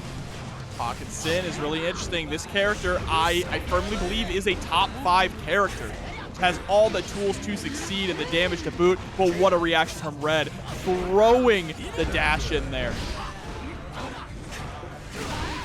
All right, yeah, first hit of the 5H immediately into the hoof stomp for the overhead. Tyrant barrel, gonna break the wall and squeeze out a ton of damage. Another Tyrant barrel. And that will be the clean hit this time around. Not enough to kill RedIaAmNot being taken for a trip around the world. I hope he has his passport available. Oh man, what a pickup. Gotta watch out for the DP though. Over 50 meter available. DP can come out at any moment. And you have to FD everything. What a throw though. The first. Oh, okay, but the backdash from SQ, utilizing one of the best backdashes in the game with Sin. I also want to give a huge shout out as well to Agent 00 Shoe coming through with the money into the match arena. $20. Thank you so much for the support. Good awareness on the DP. That's the only place you can punish it if the second hit hits. Then you just got to worry about the mix afterwards. Whoa. Weird interaction there. Try to go for a behemoth. Probably got the wrong one. Now sent to the corner. 6K. I love 6K. So good at catching your opponent. Get a lot of reward off of it. There's the beat driver. Gets a poke. But didn't go for the follow-up. Keep backing up. Okay. The pickup. And the negative penalty. So rare to see that. Down with the system. Not enough to get the kill. SQ stuck with 0 resources on hand, and that's not a situation you want to be in because of the amount of chip damage that RedIaAmNot can do. But no chip damage is not, but RedIaAmNot doesn't even need to use any chip damage. If you take that kill as 2K that low will be enough to find its mark. SQ being brought down to was potentially the final round here as RedIaAmNot is on a set point. There's the 2K2D, pick up with the behemoth, safe jump with the JD as well. And look at the spacing that Red is staying at. Not getting too close unless we have the guard break, staying at that IAD distance to prevent SQ from jumping out. But we can DP out. Hello, the security gauge. We're not going to set up the drone. It's really scared of SQ with the reactions, with the beak driver, and the confirms afterwards. And SQ has these confirms with the Tyrant barrel, but yet again, not a clean hit at the very end. So that's not going to be the maximum amount of damage as possible. You see SQ really trying to find that gap. We constantly go for 6K, but Red is not biting on these attempts. We do get our 2K out though. The overhead connects. That's going to be all she wrote. RedIaAmNot eliminating SQ at 4th place. And I really like that one. Bro, Double Luigi's last game, last round? That makes no sense. And let me tell you, a Tomahawk here in this game, the equivalent of it is if RedIaAmNot goes for an empty jump into like a BT. That would be crazy. Let's see. They try to go for the backdash. Gets caught by the axe kick. Strange and super so much damage. That's unscaled super damage because that was just a single hit into it. MFCR has been on top of those confirms and has been on top of these combos because that's going to be a perfect for MFCR taking a taking a page out of RedIaAmNot's book. Thank you for the history lesson, chat. I don't watch competitive Smash, so I wouldn't know. Thank you. All right, there's the White Wild Assault right on in. Blue beat combo. Oh, blow again. White Wild Assault hits its mark.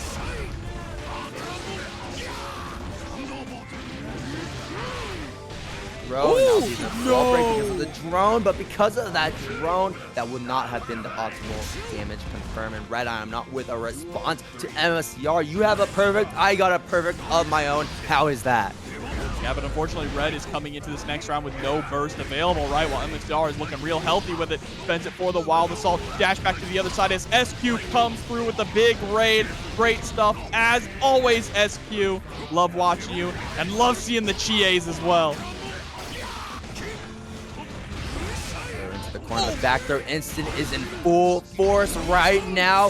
White Wild Assault wants to strip that burst instead of getting that Instead of getting the maximum damage with the down with the system, we still want to keep that mirror for the red Roman cancel or the extensions, and RedIaAmNot is not going to even need to use it as they take the first game against MFCR. A different story that we're starting to write compared to that first set that they played over in winners semifinals. Yeah, beautiful start. Beautiful start for Red, but let's see if we can keep that up. Being able to get a perfect in game number 1 is huge, and being able to get that first lead, you have a little bit more room for error, but you still cannot give MFCR an inch or he's going to take a mile for sure. Both of these players honestly can fit that description. They take an inch, you give them an inch, they take a mile. RedIaAmNot finds a single hit. He is snowballing. MFCR gets one single opening to find his way in. Is over, right? Playing our single player games, and RedIaAmNot does not want MFCR to get that that second player spot.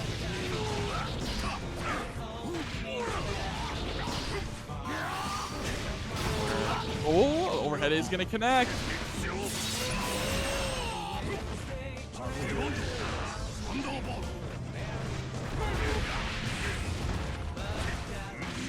Hits, throw. Yeah, tick throw there is very, very nice. This is a great place right now for Red to be. Just got to watch out for that flash kick or for the Berserker Barrage. RC, yep, gets the pickup. Got a headbutt coming through to close out the round. Yeah, you always got to be mindful of that. There's a lot of gaps in Goldlewis's pressure no matter how plus he is. So just because we had full mirror, there's a super that was an option. There's a flash kick that was an option. And because RedIaAmNot was making MFCR block high so often, MFCR had to go for that super if they wanted to use full option.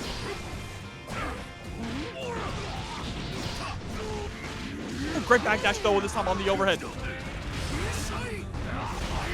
Let's see, they have another opportunity for an invincible option. Are they going to go for it? Yes, they do. This time, though, it's with the DP. That is very safe in general. There is the cross-up afterwards. Another cross-up, but RedIaAmNot does not even need to worry about that with a 720 input into the red Roman cancel extension. RedIaAmNot looking to take a second game over MFCR, and this is one way to start things off. 2K2B Behemoth, the 236 Behemoth. Yeah, but now MFCR starting to feel a little bit more comfortable with these flash kicks, throwing them out much more often. And it's the great equalizer. It turns the momentum of the match around instantly. JD coming through, send out the drone. I feel like drone is one of, if not the most important tool in this matchup for Goldlewis.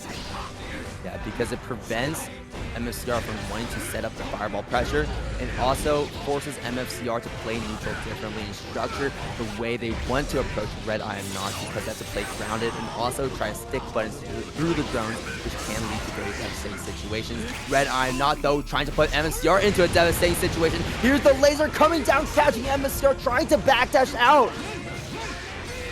Into the throw, OTG, and Red is up 2-0. This is looking completely different from the last set. And I love that RedIaAmNot went for that throw to close things off too, because MFCR had meter in the tank. There was a possibility for a wake-up super. There was a possibility for a wake-up DP into red Roman cancel to keep it safe. So RedIaAmNot trying to go for that throw to catch the startup of it. Very, very smart, and because of those smart plays, RedIaAmNot is now just one game away here in losers finals, trying to get the losers side of grand finals secured for themselves. Right, Gold Burst comes through. Huge start. You're gonna spend the burst, that's what you want. Gets the close slash immediately into the overhead. Big overhead for the guard break, and there it is. Flash kick coming on out through the Behemoth.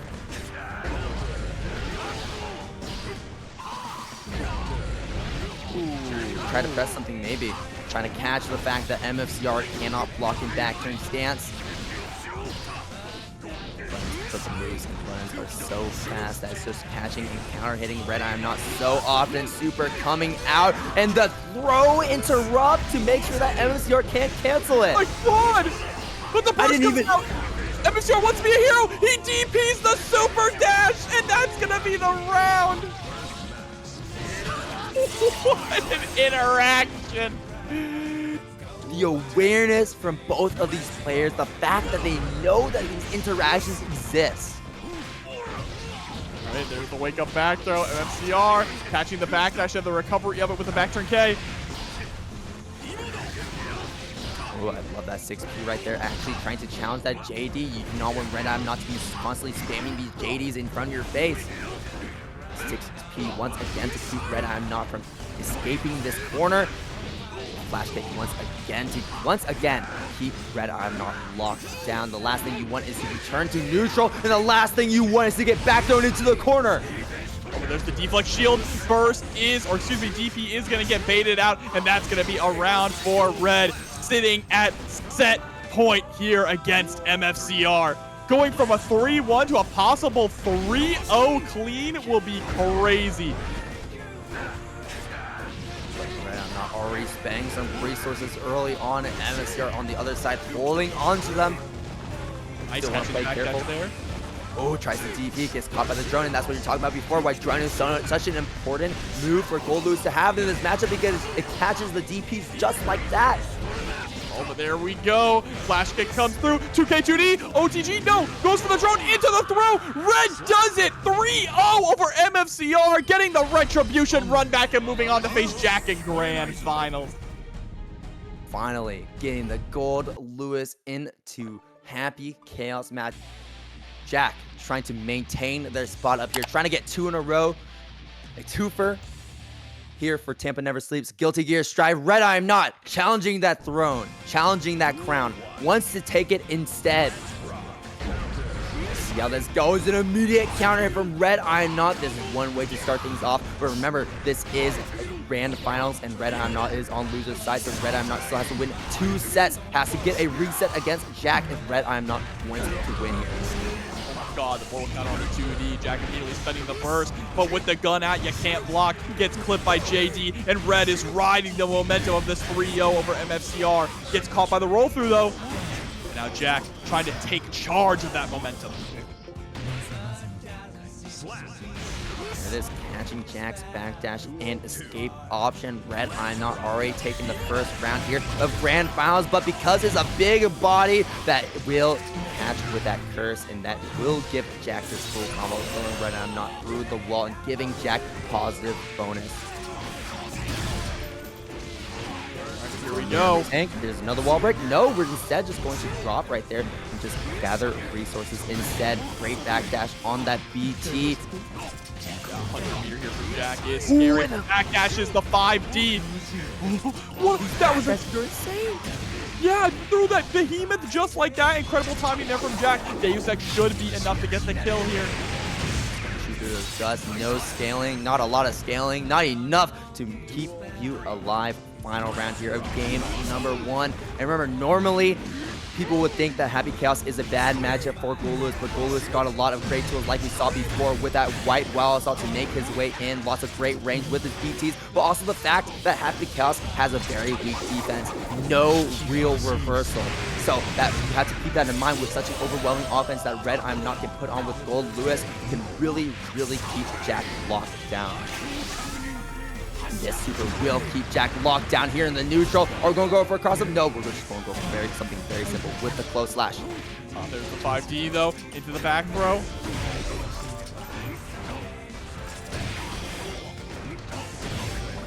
K2D, and yeah. Oh, I love that we killed it so that the drone could approach. And it also just gave Jack time to buy time to allow that focus to come back. Gets 1 bullet into the chamber, super focus, and there it is, closing out game number 1. Already a strong showing for RedIaAmNot, but Jack is one of the players to beat for a reason, probably the player to beat for a reason, and we're already taking this first game. That first round meant nothing to Jack. That's what getting into the second one. Jack just needs to win 2 more games to win the tournament tonight and get the lion's share of the pot. That is $300, $320 sitting in there. Big shouts to Agent Shu for that. I don't know if you already called that one out. Oh no! Yeah, that's when you have to burst. That was about to do an obscene amount of damage. You never want to get hit raw by the 268 Behemoth Typhoon.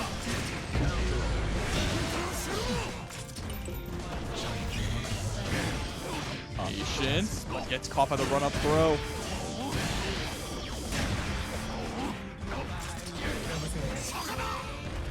Oh, BRC, but isn't able to get over the scapegoat. The big man's just a little too big. Corner. FD is coming out from RedIaAmNot, but Jack can still keep this pressure close up because of the bullets covering his approach. Through. Oh my God, the taco just catching Red off guard. Deus Ex Machina coming out now. Sent through the wall, get out of this zone. Positive bonus meter is building up like crazy, and Jack can just keep this pressure going up for as long as possible unless RedIaAmNot interrupts with that 2P. Behemoth after Behemoth, chip damage after chip damage. You've built up all this meter. Well, say goodbye to it. Minigun keeping you locked down for the drone to approach, but great jump in from Jack, and the burst bait from Jack as well on the opposite side. That will be the combo to kill as Jack places himself onto one more game for winning the tournament on tournament points very soon.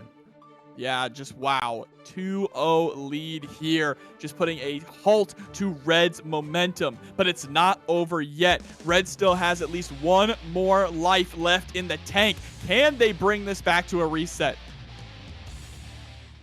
Got 1,300 players in the Twitch chat right now. 1,300 viewers. They're going to be witnessing a 3-0 from Jack or a potential comeback from RedIaAmNot. This is one way to start us off. The burst, the Behemoth, the drone keeping things locked down, and the counter hit from RedIaAmNot taking a burst from Jack. That's one of the key defensive tools that you want out of the way. But at the same time, that burst will put Happy Chaos at an advantageous position compared to Red because he is Happy Chaos. So he has the guns for the max range, the full range pressure. Here we go, YRC coming through. Immediate 2S gunshot to keep you locked down. That 2S reaches criminally far. Deus not quite enough to get the kill, but still. Red able to block this sequence. Lots of concentration on hand and not able to react to the orange flash of the 5D. Opening RedIaAmNot, no helmets being worn, and one more round is all Jack needs on tournament point. Dash on in, nice. Throughout the 2P, through the gap, but the IBFD actually pushed Red far enough away to give Jack some advantage there. Now out of bullets, goes for the super focus though, into the 2S, sends out. The scapegoat has been such a hard thing for Red to get around, and Jack baiting out a burst once again. Things aren't looking too good. There's the back throw. Out the corner, but he still has to hold this mix regardless. One more opening is all Jack needs. BRC reacts to the YRC, blocks it entirely, and Jack is your Tampa Never Sleeps 115 winner for Guilty Gear Strive with a 3-0 beating RedIaAmNot.